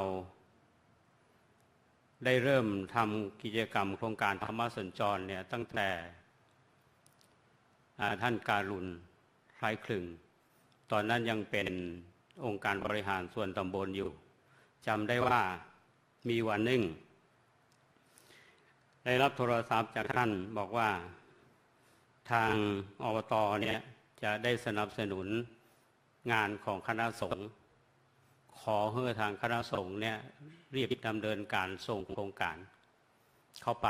ในนามของคณะสงฆ์ตำบลสุเทพการปกครองของคณะสงฆ์ตำบลสุเทพมี2เขตเขต1เขต2เขต1มีเจ้าคณะตำบลปกครองเขต2มีเจ้าคณะตำบลปกครองและยังมีหน่วยอบรมประชาชนประจำตำบลเขต1เขต2แล้วก็มีประธานทั้ง2หมู่เฮาก็มาเกิดว่าการทำงานร่วมกับเทศบาลคณะสงฆ์เฮานี้ควรที่จะทำงานร่วมกันถ้าหากว่าทำงานแยกกันโดยเขต1เขต2ต่างคนต่างทำและงบประมาณที่จะสนับสนุนมานั้นแล้วก็มันต้องเป็นไปในภาพรวมของตำบลสุเทพเขาก็พิจารณากันว่าเขาควรที่จะ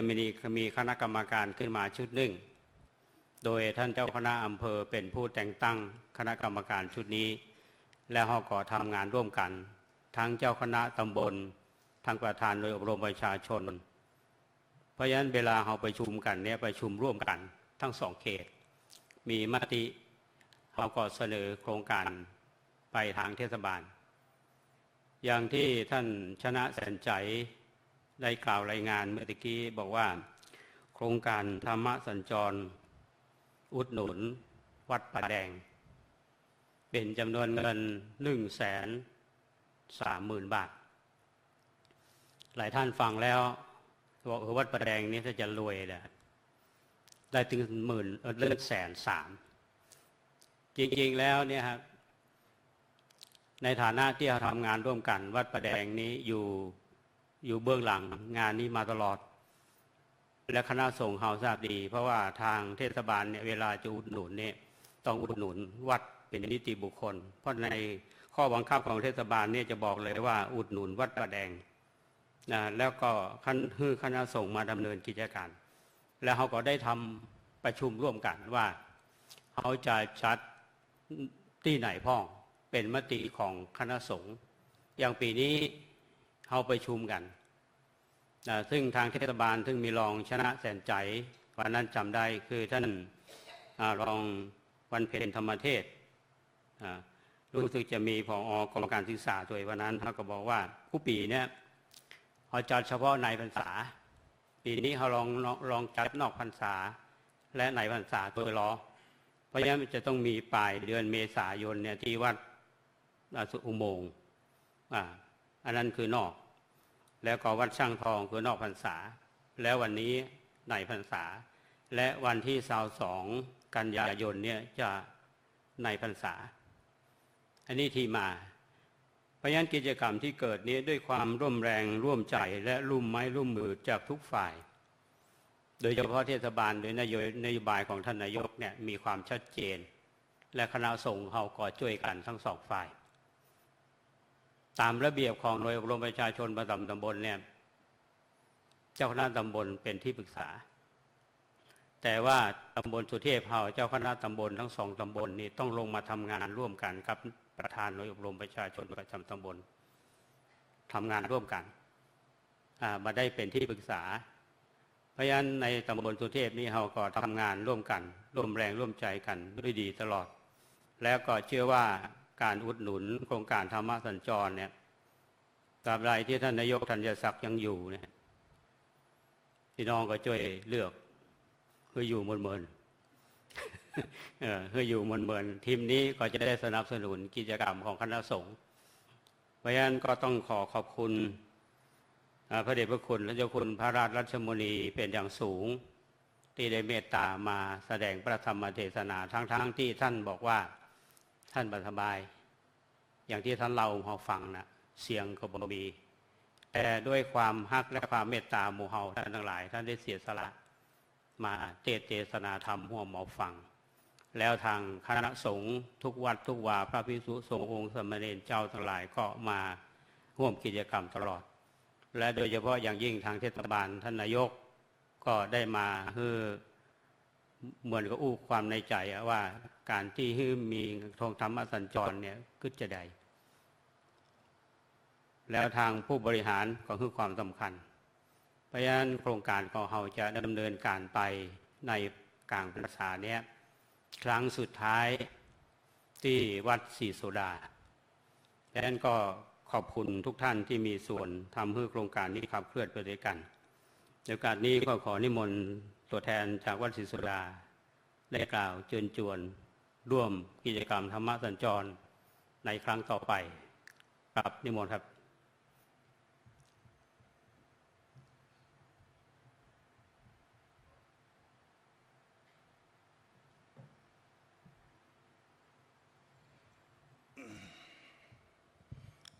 ครับขอ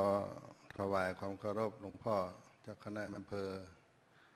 เมืองเชียงใหม่ที่เคารพพระมหาเถระท่านเจ้าคุณพระภาวนาธรรมภิรัตน์พ่อรองเจ้าหน้าอำเภอเจ้าหน้าตำบลพระสงฆ์เถระทุกรูปเจริญสุขเจริญธรรมท่านนายกท่านรองนายกทั้งสองท่านและตลอดถึงผู้มีเกียรติคณะเทศบาลทุกท่านญาติโยมศรัทธาสาธุชนในตำบลสุเทพทุกท่านวันนี้เราท่านทั้งหลายก็ได้มาร่วมเป็นสามัคคีกันเป็นน้ำหนึ่งใจเดียวกันก็สำเร็จเสร็จสิ้นไปด้วยดีใน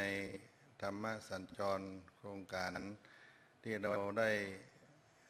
เคียงคู่กันมาคณะสงฆ์และเทศบาลและพี่น้องประชาชนตำบลสุเทพทุกท่านวัดศรีโสดาพระรามหลวงก็ได้รับเกียรติเป็นเจ้าสถานที่ครั้งต่อไปและก็เป็นครั้งสุดท้ายในปี 2560 แล้วก็ทุกปีก็ได้รับเกียรติเป็นเจ้าสถานที่ที่ได้ต้อนรับคณะสงฆ์เทศบาลและก็ศรัทธาประชาชนมาด้วยดีตลอดในนามของพระเดชพระคุณหลวงพ่อพระเทพโกศลที่ปรึกษาเจ้าคณะภาค7ในนามเจ้าวาดวัดศรีโสดาก็ขออาราธนาพระมหาเถระในตำบลทุกรูปและก็เทศบาลที่เป็นผู้อุปถัมภ์เป็นศรัทธาเก้าการสนับสนุนในด้านปัจจัยได้ร่วมกิจกรรมกันทั้งคณะศรัทธาสาธุชน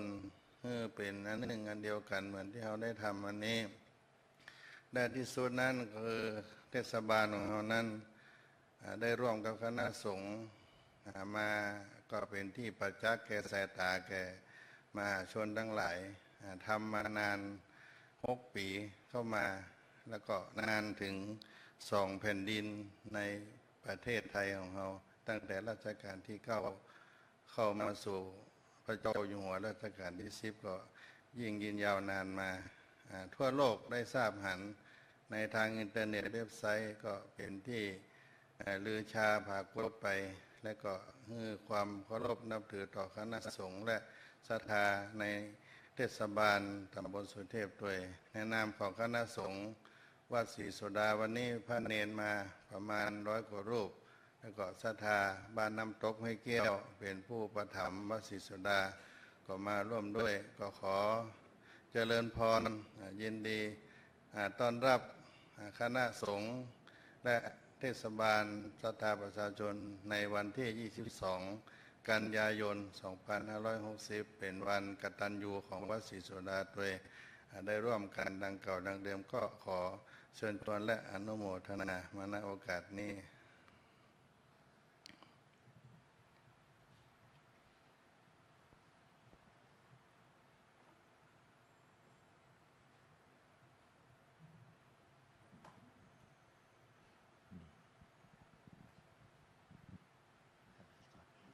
มีพิธีอย่างต่อไปครับ ถ้าบ่มีก็จะได้ลาพระสงฆ์องค์เจ้า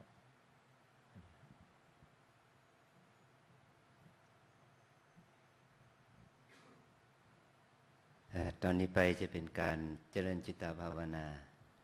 ก่อนที่จะได้แผ่เมตตาและสำหรับญาติโยมที่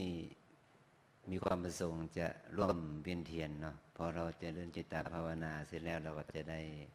แผ่เมตตาแล้วก็ไปเวียนเทียนเพราะวันนี้เป็นวันพระขอเจริญพร Tonight we have ceremony for worship to the Tibetan James today Buddhist holiday and now we start for practicing for concentrated meditation together tonight we start before ceremony walking around stupa together again after finish this ceremony. Thank you.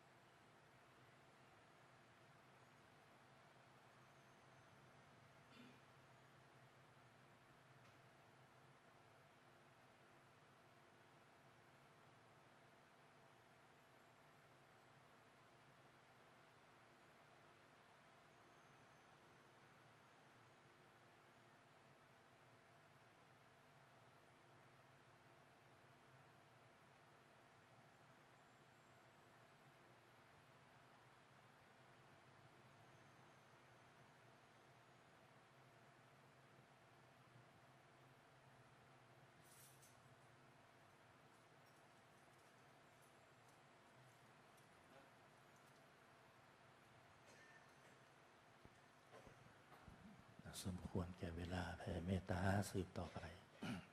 อิตังตานากัมมังนิพพานาปัจโหตุโนนิจังอิตังศีลากัมมังนาปัจจโยโหตุโนนิจังอิตังภาวะมังนิพพานาปัจจโยโหตุโนนิจังยังกินจิ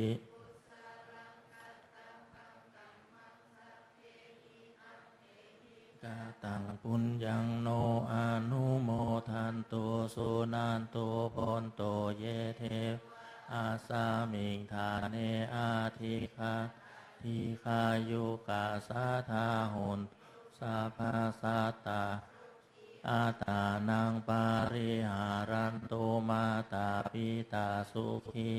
โหนตัวทุกขาปะมุจจันโตสาเพยาตากาสุขิ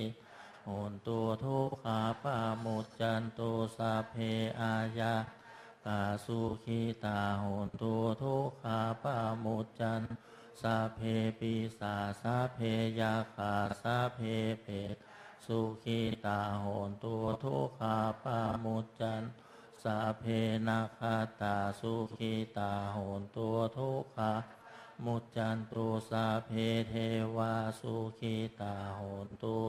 ขาปะมุจจันตุสาเพอาจาริโยปัชฌายาสุขิตาโหนตัวทุกขาปะมุจจันสาภาสัมปติโยชามิชันตุโววันทามิพุทธังสัพพะเมวะโทสังฆมะทะเมพันเตวันทามิธัมมังสัพเมวะโทสังฆมะทะเมพันเตวันทามิสังฆังสัพเมวะโทสังฆมะทะเมพันเตวันทามิคารุอุปัชฌาจาริเยสัพพะเมวะโทสังฆมะทะเมพันเตวันทามิกัมมัฏฐานังสัพพะเมโทสังฆมะทะเมพันเตวันทามิอาราเมภัทธสีมังสัพพะเมวะโทสังฆมะทะเมพันเตวันทามิเจติยังสัพพังฐาเนสุปฏิทิตาสะทิลาธาตุมาโอทิงพุทธารูปังสักกาลังสัทธานาคาเทวะโลเกพรหมโลเกชัมพูทิเปลังกาทิสารีลาธาเกสาธาตุโยอะระหันตาธาตุโยเจติยังกุติงจตุราสิอาเสธรรมะขันเทสัพเพสัมทาเจติยังอาหังวันตามิสาภาโส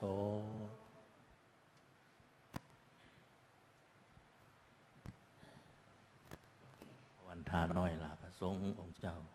สาธุวันทามิพันเตสัพพังอาปาลาทังมาทาเมพันเตมายากาตังปุญญังสามิอนุโมทิตาพังสามินากาตังปุญไมหังทาตาพังสาธุสาธุอนุโมทามิชัตตารโอธรรมาวัฏันติอายุพโนสุขังภะลังสาธุสาธุสา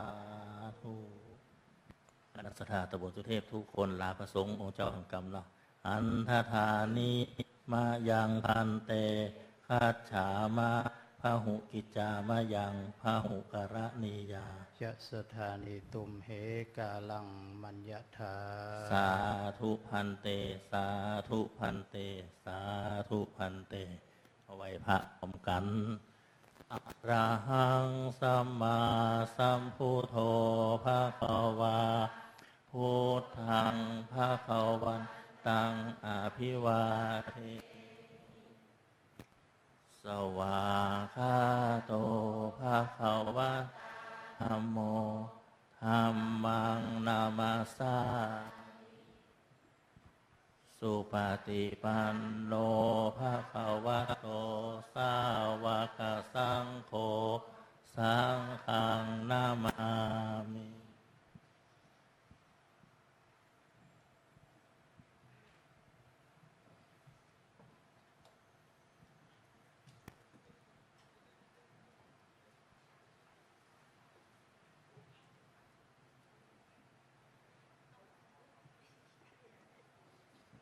เรียนเชิญนะครับนะคณะสัตยาทุกท่านในเขตตำบลสุเทพที่เข้ามาร่วมงานเวียนเทียนพร้อมกันพร้อมทางคณะสงฆ์ตำบลสุเทพนะครับ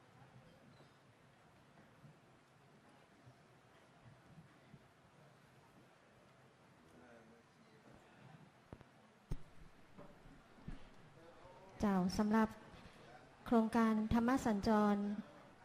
ครั้งที่ 3 ประจำปี 2560 ก็เสร็จสิ้นลงแล้วนะเจ้าในนามของเทศบาลตำบลสุเทพต้องขอกราบขอบพระคุณพระเถรานุเถระทุกรูปกราบขอบพระคุณท่านแม่ชีนะเจ้ากราบขอบพระคุณทุกภาคส่วนนะเจ้ารวมทั้งพ่อแม่พี่น้องศรัทธาสาธุชนทั้งหลายนะเจ้าท่านใดยังไม่ได้ดอกไม้เพื่อไปเอาที่ข้างพระธาตุดีๆนะขอบพระคุณครูเปล่าแล้วก็น้องแจ็คตัวนะเจ้าที่วันนี้ได้มา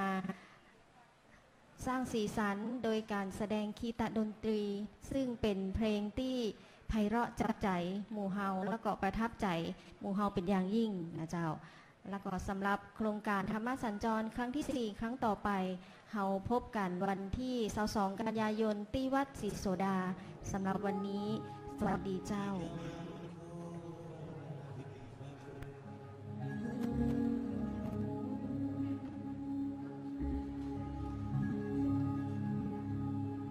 ในนามของคณะสัตยาบ้านลำเปิงในนามของวัดลำเปิงตะโพธารามขอกราบขอบคุณคณะสัตยาทุกคนทุกท่านที่ได้เดินทางมาร่วมกิจกรรมธรรมสัญจรในวัดลำเปิงตะโพธารามในวันนี้นะครับเนาะหากมีสิ่งใดสิ่งหนึ่งขาดตกบกพร่องต้อนรับรับสู้มาทั่วมาถึงอย่างใดอย่างหนึ่งประการใดก็ตามขอกราบสุมาอภัยไปด้วยนะครับเนาะ